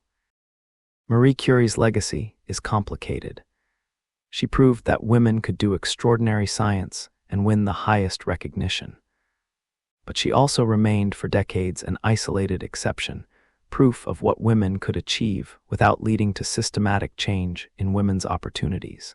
Her daughter Iron Joliet Curie won the Chemistry Prize in 1935 with her husband Frédéric for discovering artificial radioactivity, continuing the family tradition, but also reinforcing the pattern of women needing exceptional circumstances, like being Marie Curie's daughter, to achieve recognition. The barriers that prevented countless talented women from contributing to science, or that kept their contributions invisible, represent incalculable loss. How many discoveries weren't made because potential scientists were excluded from education? How many insights were lost because women's ideas were dismissed or attributed to male colleagues? The Nobel Prize, in documenting the history of achievement, also documents the history of exclusion, showing us not just who succeeded, but hinting at the far larger number who were never given the chance. The fall of the Berlin Wall in November 1989 symbolized the end of the Cold War division that had shaped 4 decades of Nobel Prize history. As the 1990s began, the world seemed to be entering a new era of globalization. With increased international cooperation, rapid technological change, and the rise of new scientific and economic powers beyond the traditional North American and European centers, the Nobel Prize would have to navigate this changing landscape while maintaining its century-old traditions. The collapse of the Soviet Union created both opportunities and challenges for the Nobel Prize. Scientists from the former Soviet republics who had been restricted in their international contacts could now participate more freely in global science. Some immigrated to Western countries, taking positions at leading universities. Others remained in their home countries, but could now collaborate, publish, and travel without the restrictions of the communist era. This opening up revealed the high quality of Soviet science, which had continued despite political isolation. The 1991 Peace Prize went to Aung San Suu Kyi of Myanmar, recognizing her nonviolent struggle for democracy and human rights. Suu Kyi was under house arrest when the prize was announced, unable to travel to Oslo to receive it. Her son accepted on her behalf, and she delivered her Nobel lecture in 2012, 2 decades after winning. The prize brought international attention to Myanmar's situation, but it also demonstrated the limits of such attention. The military government kept her under house arrest for most of the next 20 years. Her later actions as Myanmar's leader, particularly regarding the Rohingya crisis, would raise questions about whether the Nobel Committee should have mechanisms for reconsidering awards when laureates' subsequent actions contradict the prize's values. The science prizes in the 1990s and 2000s documented remarkable advances in understanding fundamental physics, developing new materials and techniques, and unraveling the molecular basis of life. The 1995 Physics Prize went to Martin Pearl and Frederick Raines for discovering the tau lepton and the neutrino, respectively, contributing to the standard model of particle physics. The Chemistry Prize that year went to Paul Crutzen, Mario Molina, and F. Sherwood Rowland for their work, showing how human-produced chemicals damage the ozone layer, one of the few Nobel Prizes directly addressing environmental science. The Ozone Chemistry Prize represented growing recognition that science needed to address global environmental challenges. The laureates had shown that chlorofluorocarbons, CFCs, used in refrigeration and aerosols were destroying the ozone layer that protects Earth from harmful ultraviolet radiation. Their work led to the Montreal Protocol, an international agreement that successfully phased out. This demonstrated how scientific research could inform policy and produce measurable environmental improvement, offering a model for addressing climate change and other global challenges. The 2000 Physics Prize went to Georges Ulfurov and Herbert Kromer for developing semiconductor heterostructures used in high-speed electronics and optoelectronics, along with Jack Kilby for his role in inventing the integrated circuit. These technologies enabled the digital revolution. Computers, smartphones, LED lights, fiber optic communications. The prize recognized work from decades earlier that had transformed daily life for billions of people. The time lag between invention and recognition remained substantial, but the impact of these technologies was undeniable. The 2009 Physics Prize went to Charles Kao for his work on fiber optic communications, along with Willard Boyce and George Smith, for inventing the CCD sensor used in digital cameras. Again, these were technologies that had become ubiquitous, fundamentally changing how humans communicate and record images. The Nobel committees were increasingly recognizing not just abstract physics, but discoveries with clear technological and social impact. The chemistry prizes tracked the rise of nanoscience and materials science alongside traditional chemistry. The 1996 prize went to Robert Curl, Harold Kroto, and Richard Smalley for discovering fullerenes, carbon molecules shaped like hollow balls or tubes. Fullerenes, particularly carbon nanotubes, opened new possibilities in materials science, electronics, and medicine. The 2010 prize went to Richard Heck, Ayaka Negishi, and Akira Suzuki for developing palladium-catalyzed cross-coupling reactions, powerful tools for building complex organic molecules used in pharmaceuticals and materials. The medicine prizes increasingly recognized work on cellular mechanisms, genetics, and immunology. The 2001 prize went to Leland Hartwell, Tim Hunt, and Paul Nurse for discovering cyclins and cyclin-dependent kinases, proteins that regulate the cell division cycle. Understanding cell cycle control is crucial for understanding cancer, which results from uncontrolled cell division. The 2002 prize went to Sidney Brenner, H. Robert Horvitz, and John Sulston for their work on genetic regulation of organ development and programmed cell death, using the tiny worm C. elegans as a model organism. The 2003 Medicine Prize went to Paul Lauterbur and Peter Mansfield for developing magnetic resonance imaging, MRI, a medical imaging technique that uses magnetic fields and radio waves to create detailed images of internal body structures.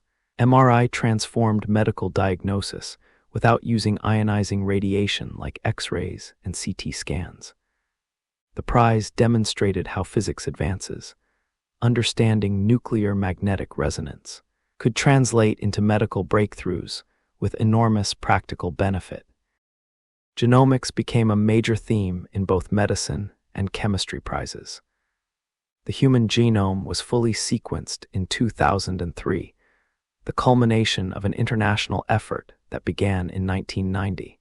This achievement didn't win a Nobel Prize directly, partly because it was a large collaborative project involving hundreds of scientists rather than a small team, and partly because the full impact of genomic medicine was still emerging.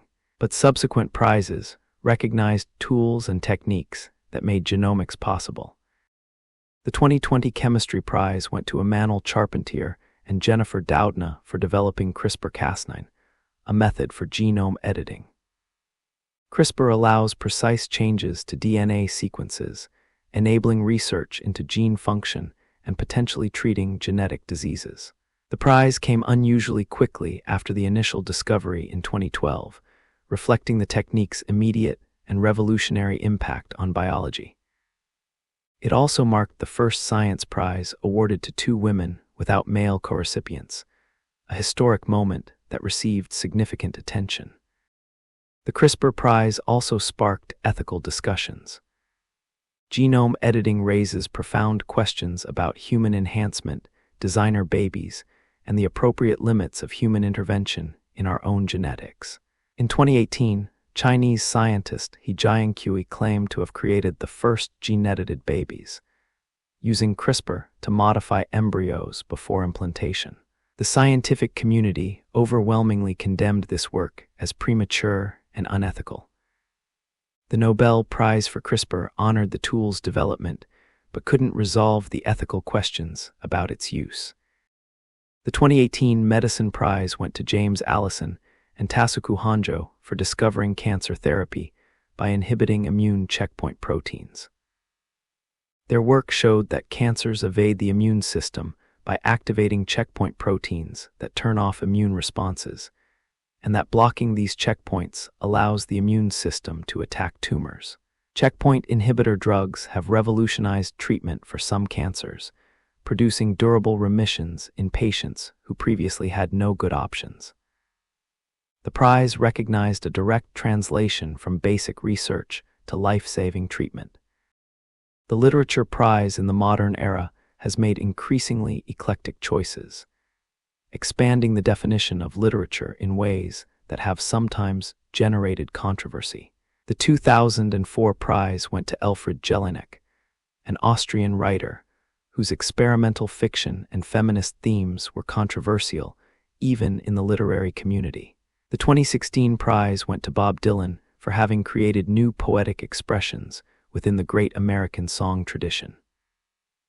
Dylan's selection as the first musician to win the Literature Prize sparked intense debate about whether songwriting counts as literature, whether popular culture deserves the same recognition as traditional literary forms, and whether Dylan's work has the lasting value Nobel Literature Prizes should recognize.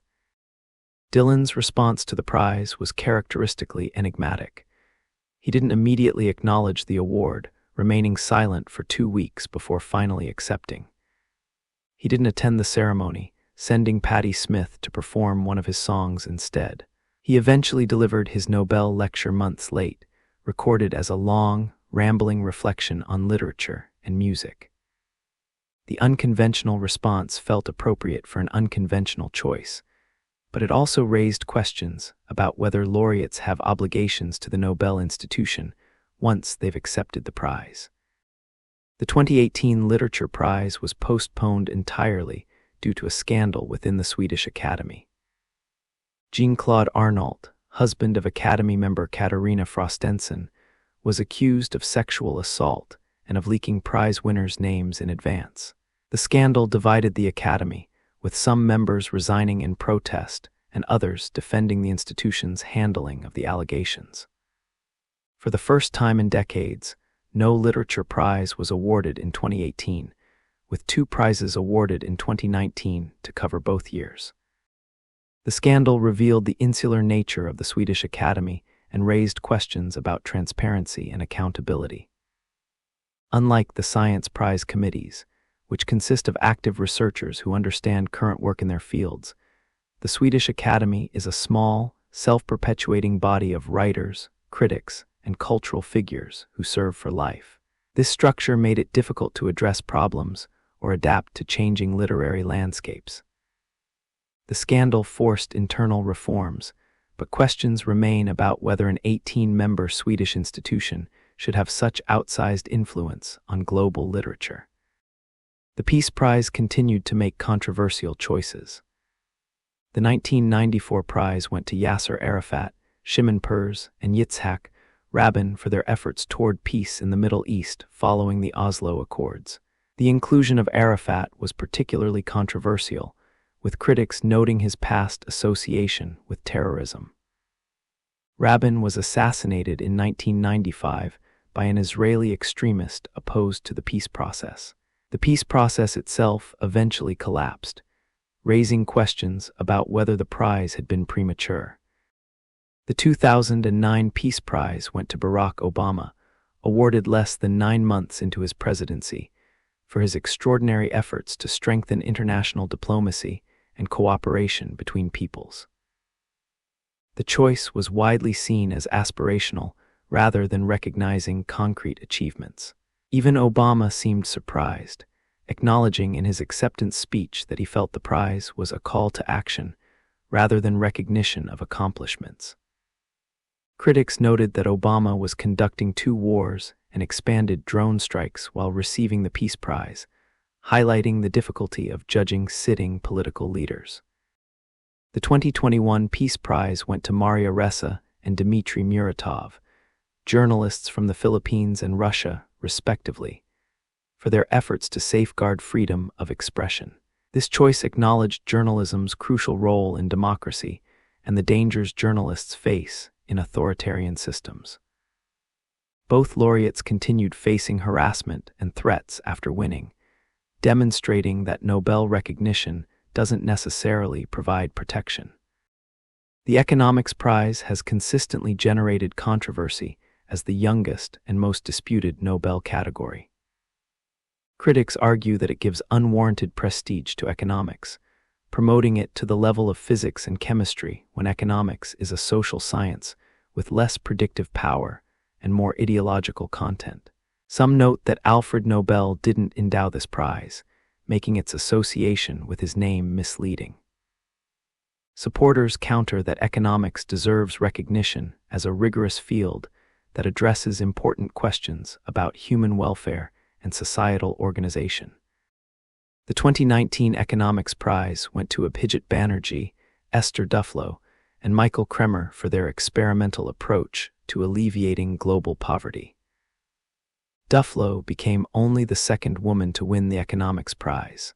Their work uses randomized controlled trials to test the effectiveness of poverty interventions, bringing scientific rigor to development economics. The prize recognized a shift toward empirical evidence and away from pure theory in economics.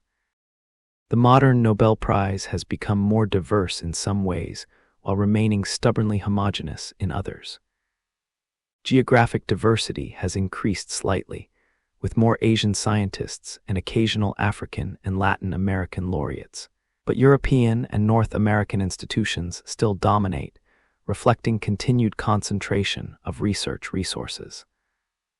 Women laureates remain rare despite increased attention to gender disparities. The average age of laureates has increased, as the time between discovery and recognition has grown. Technology has changed how the Nobel Prize functions and is perceived. The announcements are now live-streamed globally, with scientists in laboratories around the world watching to see if they've won. Social media allows instant global commentary on selections, both celebratory and critical. Information about laureates' work is immediately available online, democratizing access to Nobel-recognized science beyond specialist journals. But this visibility also amplifies controversies, with every questionable selection subject to immediate global criticism. The prize money, while still substantial, has become less significant relative to research funding. $1 million prize split 3 ways is meaningful personally, but modest compared to major research grants. The prestige remains more valuable than the money, opening doors for future funding, speaking engagements, and influence. But this shift means the Nobel Prize's power comes increasingly from its symbolic capital rather than its material value. Every October, as the Nobel Prize announcements approach, the scientific community engages in speculation, hope, and sometimes dread. Speculation about who might win, hope for deserving colleagues, and dread about who might be overlooked or how credit might be misallocated. Because behind the Nobel Prize's prestigious facade lies a complex reality. The prizes have always generated controversy, raised questions about fairness, and sometimes gotten things profoundly wrong. The 3-person limit represents perhaps the most persistent structural problem. Alfred Nobel's will specify that prizes should go to individuals, not organizations, with the sole exception of the Peace Prize. The Nobel Foundation interpreted this to mean a maximum of 3 people could share any prize. In the early 20th century, when much scientific work was done by individuals or small collaborations, this seemed reasonable. But modern science is increasingly collaborative, with important discoveries often involving large teams. The 2013 Physics Prize for the Higgs boson illustrates this problem. The prize went to Peter Higgs and Francois Englert for theoretically predicting the Higgs boson in the 1960s, but 3 other physicists, Robert Brout, Gerald Guralnick, and Carl Hagen, also contributed to the theoretical work and arguably deserved recognition. Brout had died in 2011 and so was ineligible. Guralnick and Hagen simply weren't included. The experimental discovery of the Higgs boson at CERN involved thousands of physicists working on the Large Hadron Collider experiments. How do you recognize that achievement when the 3-person limit makes it impossible to honor more than a tiny fraction of contributors? The Nobel committees have sometimes awarded prizes to organizations for the Peace Prize, which Alfred Nobel's will explicitly allowed. The International Committee of the Red Cross has won 3 times, more than any individual. But scientific organizations haven't been eligible for science prizes, even when discoveries result from massive collaborations. This creates situations where major achievements may go unrecognized simply because there's no way to fit them into the 3-person format. The posthumous prize prohibition creates another complication. Nobel Prizes cannot be awarded to deceased individuals, with rare exceptions when someone dies after being selected, but before the announcement. This rule has excluded many deserving scientists whose work was recognized only after their deaths. Rosalind Franklin's exclusion from the DNA Prize, while partly due to gender bias, was technically because she died 4 years before the prize was awarded. But this raises uncomfortable questions. If she'd lived, would she have been included? The timing seems suspiciously convenient for those who wanted to minimize her contributions. The rule against posthumous prizes also creates perverse incentives. Scientists late in their careers, knowing that death ends Nobel eligibility, sometimes advocate aggressively for recognition before it's too late. Colleagues might hesitate to nominate younger scientists for fear that waiting too long might mean they die before winning. The time lag between discovery and recognition, combined with the posthumous prohibition, means that luck, surviving long enough to be honored, becomes a factor in who receives history's recognition. The delay between discovery and recognition has grown over time. In the early decades, prizes often came within a few years of the work being done. Now, it's common for decades to pass. This delay serves a purpose. It allows the significance of work to become clear, ensures that discoveries hold up under scrutiny, and provides perspective on impact. But it also means laureates receive their prizes late in life, sometimes too late to benefit from the recognition. And it means the prizes are always looking backward, honoring past achievements rather than directing attention to emerging fields. Credit allocation in collaborative science remains contentious. Who deserves recognition when multiple people contribute to a discovery? The Nobel committees have traditionally favored senior investigators, lab heads, and theoreticians over experimentalists, junior researchers, and those in supporting roles. This reflects broader patterns in how scientific credit is distributed, but it perpetuates inequalities and sometimes results in the wrong people being recognized. The 1974 Physics Prize sparked significant controversy over credit allocation. The prize went to Anthony Hewish for discovering pulsars, along with Martin Ryle for his contributions to radio astronomy. But the actual discovery was made by Jocelyn Bell Burnell, Hewish's graduate student, who noticed unusual signals in radio telescope data. Bell Burnell identified these as coming from a new type of astronomical object, pulsars, which are rapidly rotating neutron stars. Hewish received the prize as Bell Burnell's supervisor, though she'd made the crucial observation. Many in the scientific community felt this was unjust, that Bell Burnell's direct contribution deserved recognition equal to or greater than Hewish's supervisory role. Bell Burnell herself has been gracious about the situation, noting that this was how credit traditionally flowed in hierarchical scientific institutions. But her exclusion highlights how Nobel Prize decisions can reinforce problematic patterns rather than recognizing actual contributions.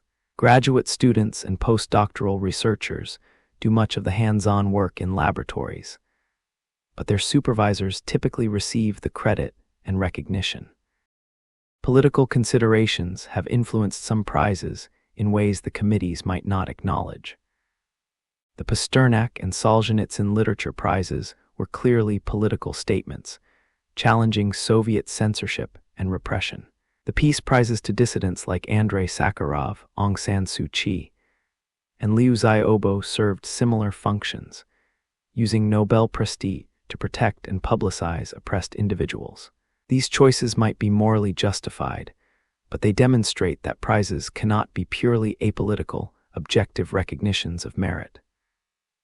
The decision to honor one dissident and not another, one interpretation of peace over another, necessarily involves political judgment.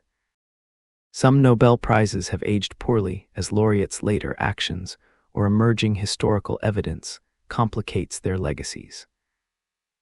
The 1949 Medicine Prize went to Antonio Egas Moniz for developing the prefrontal lobotomy, a psychosurgical procedure. At the time, lobotomy seemed like a breakthrough treatment for severe mental illness. But subsequent understanding showed that lobotomies caused severe cognitive impairment and personality changes, often without significantly helping the underlying conditions. The procedure is now considered barbaric, and the prize is widely regarded as one of the Nobel Committee's greatest mistakes. The 1973 Peace Prize to Henry Kissinger remains arguably the most controversial peace prize ever awarded. Kissinger's role in secret bombing campaigns, support for coups against democratically elected governments, and realpolitik approach to foreign policy seems incompatible with Peace Prize values.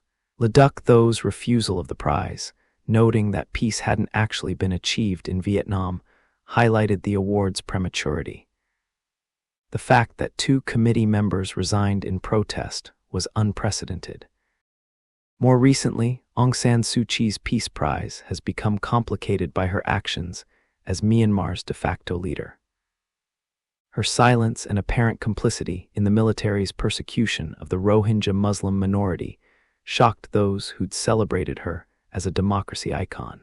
Some called for her prize to be revoked, though the Nobel Foundation has no mechanism for revoking awards and has stated it won't create one. The situation raises difficult questions about whether prizes should be retrospectively reconsidered when laureates' later actions contradict the values that led to their recognition. The question of prize revocation or laureate accountability more broadly challenges the Nobel institution. Should there be mechanisms for removing prizes from laureates who commit serious ethical violations after receiving them? Should laureates have ongoing obligations to embody Nobel values? Or is a prize recognition of a specific achievement at a specific time entirely separate from the recipient's subsequent life and actions? The Nobel Prize has also been criticized for neglecting entire fields or types of contribution. Mathematics has no Nobel Prize, supposedly because Alfred Nobel had a personal dislike for mathematician Gösta Mittag-Leffler, though this story is likely apocryphal. The Fields Medal serves as mathematics' equivalent prize, but the absence of a Nobel Prize means mathematics has lower public profile than physics or chemistry. Environmental science and ecology have rarely been recognized except through the occasional chemistry or medicine prize. Engineering achievements are usually honored only through physics or chemistry prizes, if the underlying science is recognized. Some critics argue that the Nobel Prize structure reflects an outdated model of how knowledge advances. The prizes favor revolutionary individual discoveries over incremental collective progress.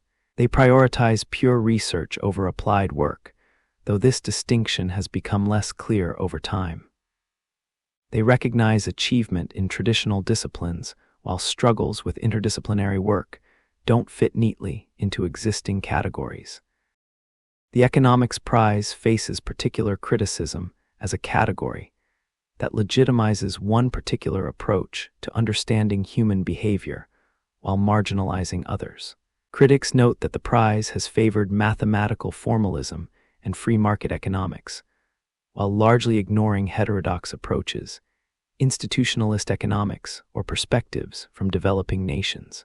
They argue that calling it a Nobel Prize gives unwarranted prestige to a relatively young field with less consensus and more ideological content than the natural sciences. Gender and racial disparities in Nobel Prizes reflect broader inequalities in science and culture, but they also perpetuate those inequalities.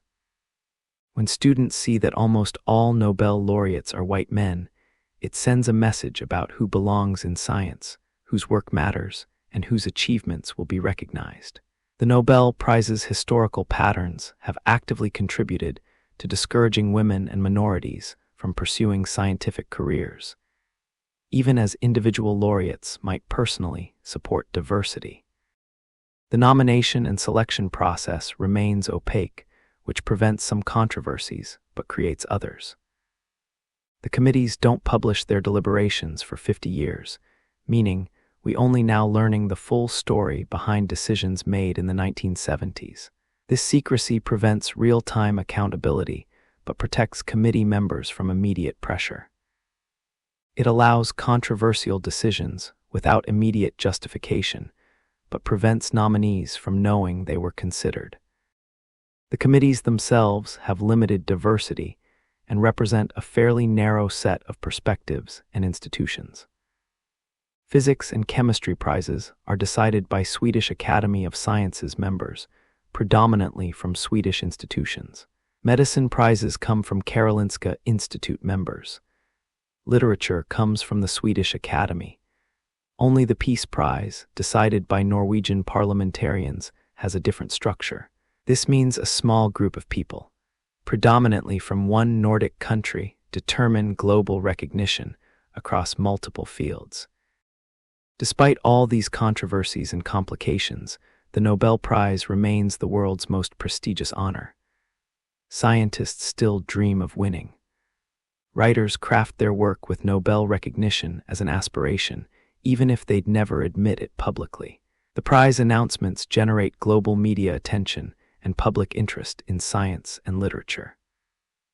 The institution has survived world wars, political upheavals, and its own mistakes to remain relevant and influential after more than a century. As we approach the end of our journey through Nobel Prize history, we arrive at perhaps the most important questions. What has this institution meant? What impact has it had beyond the medals and money awarded each October? And as we move further into the 21st century, how will the Nobel Prize need to evolve to remain relevant? The Nobel Prize's influence on science has been profound and multifaceted. Most obviously, it provides recognition and validation for researchers whose work might otherwise receive limited attention outside specialist communities. A physics discovery that might be understood by only a few thousand specialists worldwide suddenly becomes front-page news when it wins a Nobel Prize.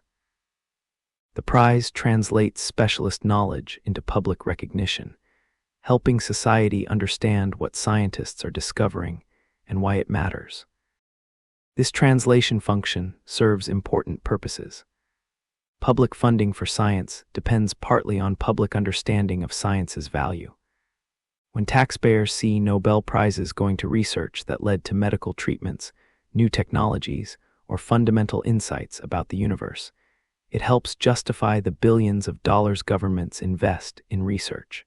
The prize creates moments when scientific achievement becomes culturally significant rather than just academically important. The Nobel Prize has also influenced how research is conducted and valued.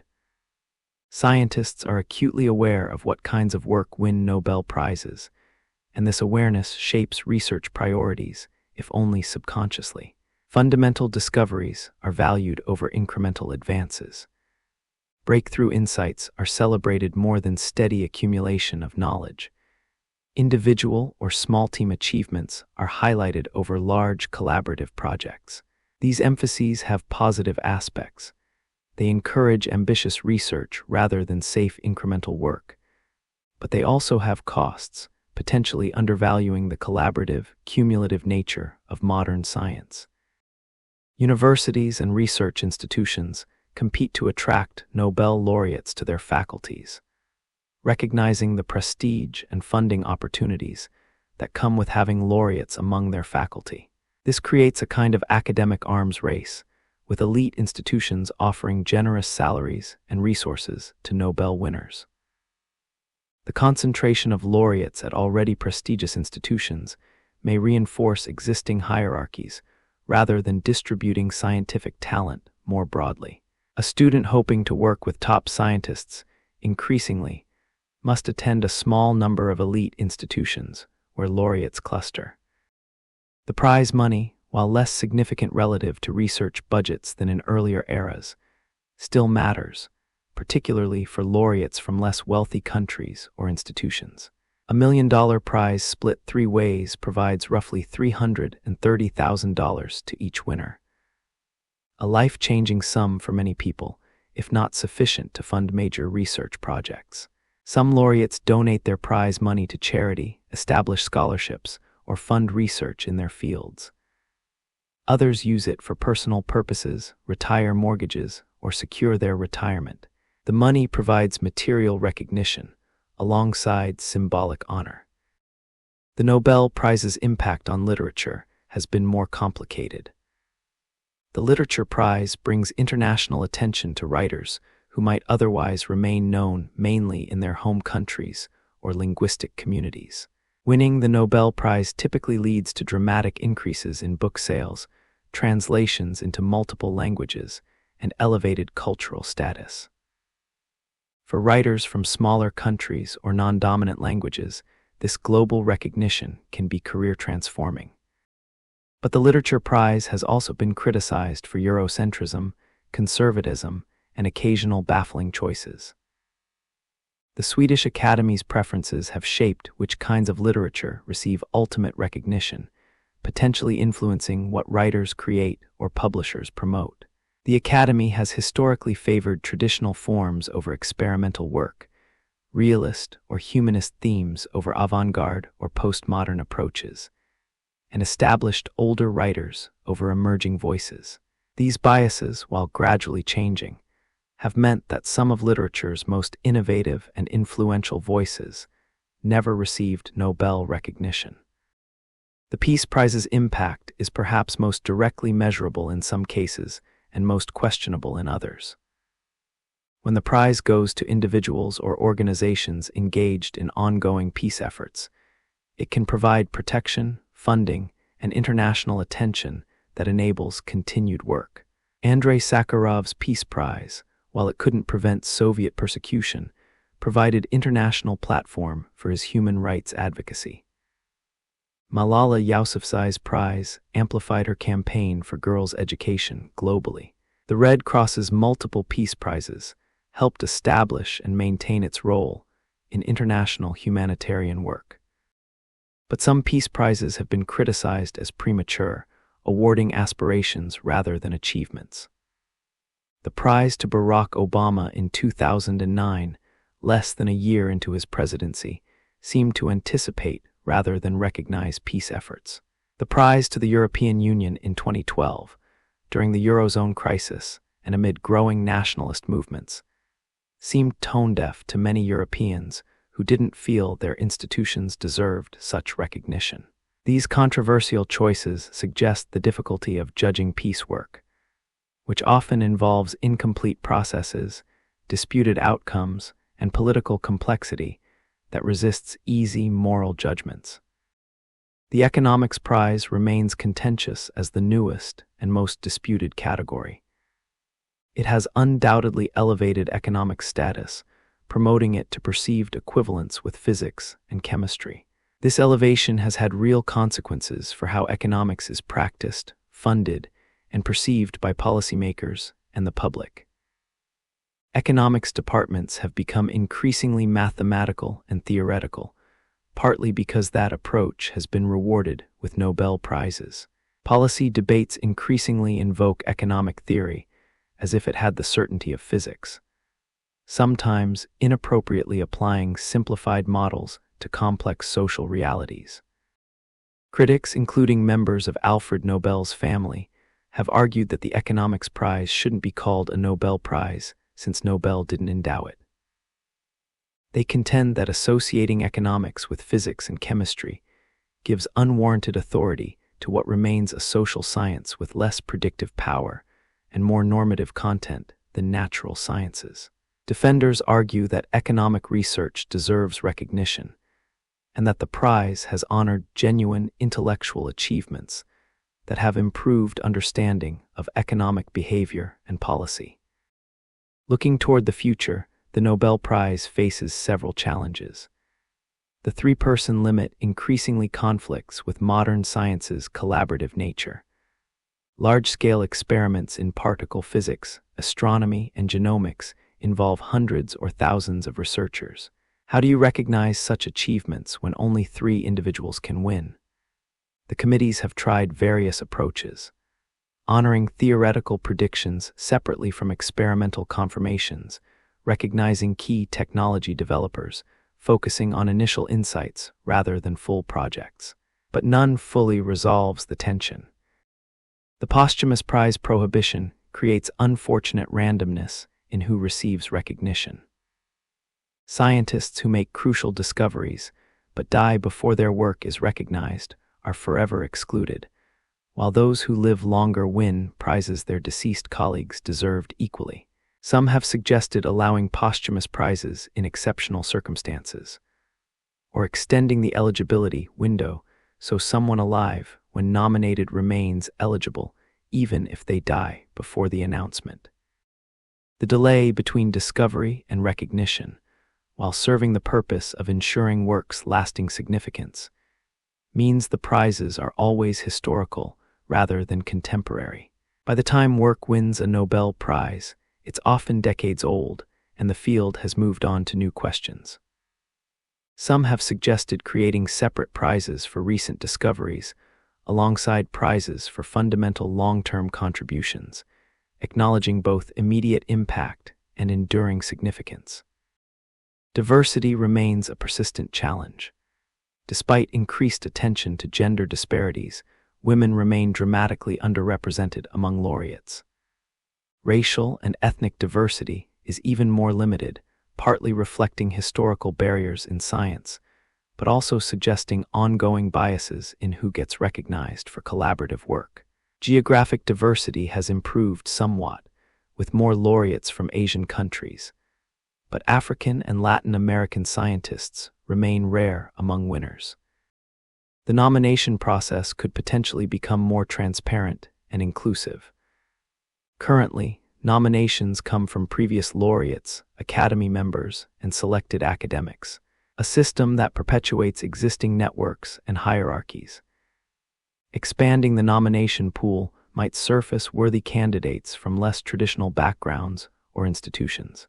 However, too much openness could make the process unmanageable, with thousands of nominations to evaluate. Some have suggested adding new prize categories to reflect emerging fields. Computer science, environmental science, and mathematics have all been proposed as potential new categories.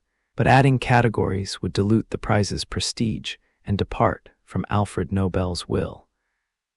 The existing categories have been interpreted flexibly enough to honor work in related fields. Computer science contributions often win physics or chemistry prizes. Environmental work can win chemistry or medicine. Mathematics sometimes appears in physics or economics. The question of prize revocation or laureate accountability may become more pressing. As communication technology makes past statements and actions more discoverable, and as social values evolve, some laureates' histories may come to seem problematic in ways that weren't apparent or considered relevant when prizes were awarded. Should there be mechanisms for addressing situations like Aung San Suu Kyi, where a peace laureate's later actions seem to contradict peace prize values? Or does a prize recognize a specific achievement at a specific time, entirely separate from subsequent behavior? Climate change represents a particular challenge and opportunity for the Nobel Prize. This global crisis requires scientific understanding, technological innovation, and international cooperation of exactly the kinds the Nobel Prize is meant to honor. Yet climate science and environmental research have been relatively under-recognized in Nobel Prizes compared to their importance. Future prizes may increasingly acknowledge work on sustainable energy, climate modeling, or environmental solutions, reflecting shifting priorities about what scientific achievements matter most. The COVID-19 pandemic demonstrated how quickly prizes can recognize crucial work. The 2023 Medicine Prize went to Catalin Carrico and Drew Weissman for their research on mRNA vaccines, work that enabled the rapid development of COVID-19 vaccines. This relatively quick recognition, about 2 decades after their key discoveries, showed that the Nobel committees can move faster when work's importance becomes undeniable. Future health crises may similarly accelerate recognition of relevant research. Artificial intelligence and machine learning represent another area where Nobel recognition seems inevitable but complicated. The 2024 Physics Prize went to John Hopfield and Geoffrey Hinton for discoveries and inventions in machine learning, marking the first clear AI-focused Nobel. As AI systems become more sophisticated and consequential, questions arise about how to recognize achievements in fields that combine computer science, mathematics, neuroscience, and engineering in ways that don't fit traditional categories. The Nobel Prize's cultural role may evolve as media and public attention change. The October announcements still generate significant interest, but in an era of constant information flow and competing attention demands, maintaining public engagement requires adaptation. The Nobel Foundation has expanded its digital presence, created educational materials, and worked to make laureates' work accessible to general audiences. These efforts help maintain the prize's relevance for new generations less familiar with its traditions. The ultimate legacy of the Nobel Prize may be its success in making achievement itself culturally significant. In a world that often celebrates celebrity, wealth, or fame for its own sake, the Nobel Prize insists that intellectual and moral achievement deserves recognition. It holds up scientists, writers, and peace advocates as models worth honoring, suggesting that understanding the universe, creating beauty through language, or working for human dignity represent heights of human accomplishment. This valuing of achievement has influenced countless young people who imagine themselves someday winning a Nobel Prize, using that aspiration to motivate years of study and research. How many scientists chose their careers partly because they dreamed of Stockholm? How many writers crafted their sentences imagining that someday the Swedish Academy might take notice?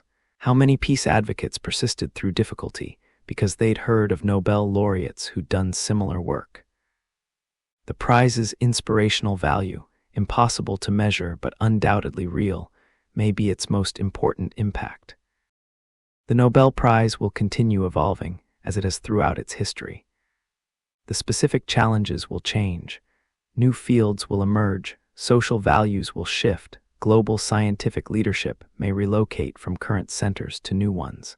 But the fundamental idea behind Alfred Nobel's unusual will remain powerful. That human achievement deserves recognition, that excellence should be honored regardless of nationality, and that celebrating the best of what humans can do helps inspire others to similar heights.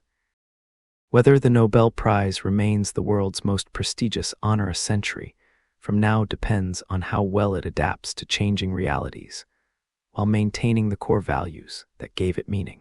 The institution's stewards face the challenge of being simultaneously traditional and innovative, maintaining century-old practices while remaining relevant to contemporary science and culture.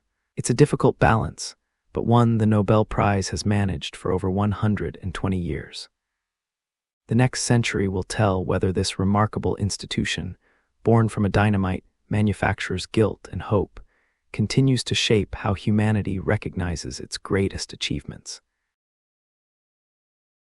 Tonight, we've traced an extraordinary journey from a premature obituary in 1888 to the global institution that shapes how we recognize human achievement today. The Nobel Prize, for all its flaws and complications, represents something fundamentally hopeful about human nature. It insists that intellectual and moral achievement matters more than wealth or fame. It celebrates discovery, creativity, and peace in a world that often seems to value other things. And it reminds us that one person's attempt at redemption, Alfred Nobel's guilt-driven last will, can echo through generations, influencing who and what we consider worthy of honor. Thank you for joining me on this journey through the fascinating history of the Nobel Prize. If you're already drifting off, then our mission is complete. But if you're still awake, perhaps another deep dive through one of our previous episodes will carry you gently into slumber. Until we meet again in these quiet hours, may you find inspiration in human achievement, comfort in the knowledge that excellence endures, and peace in knowing that even from complicated motivations, beautiful legacies can be born.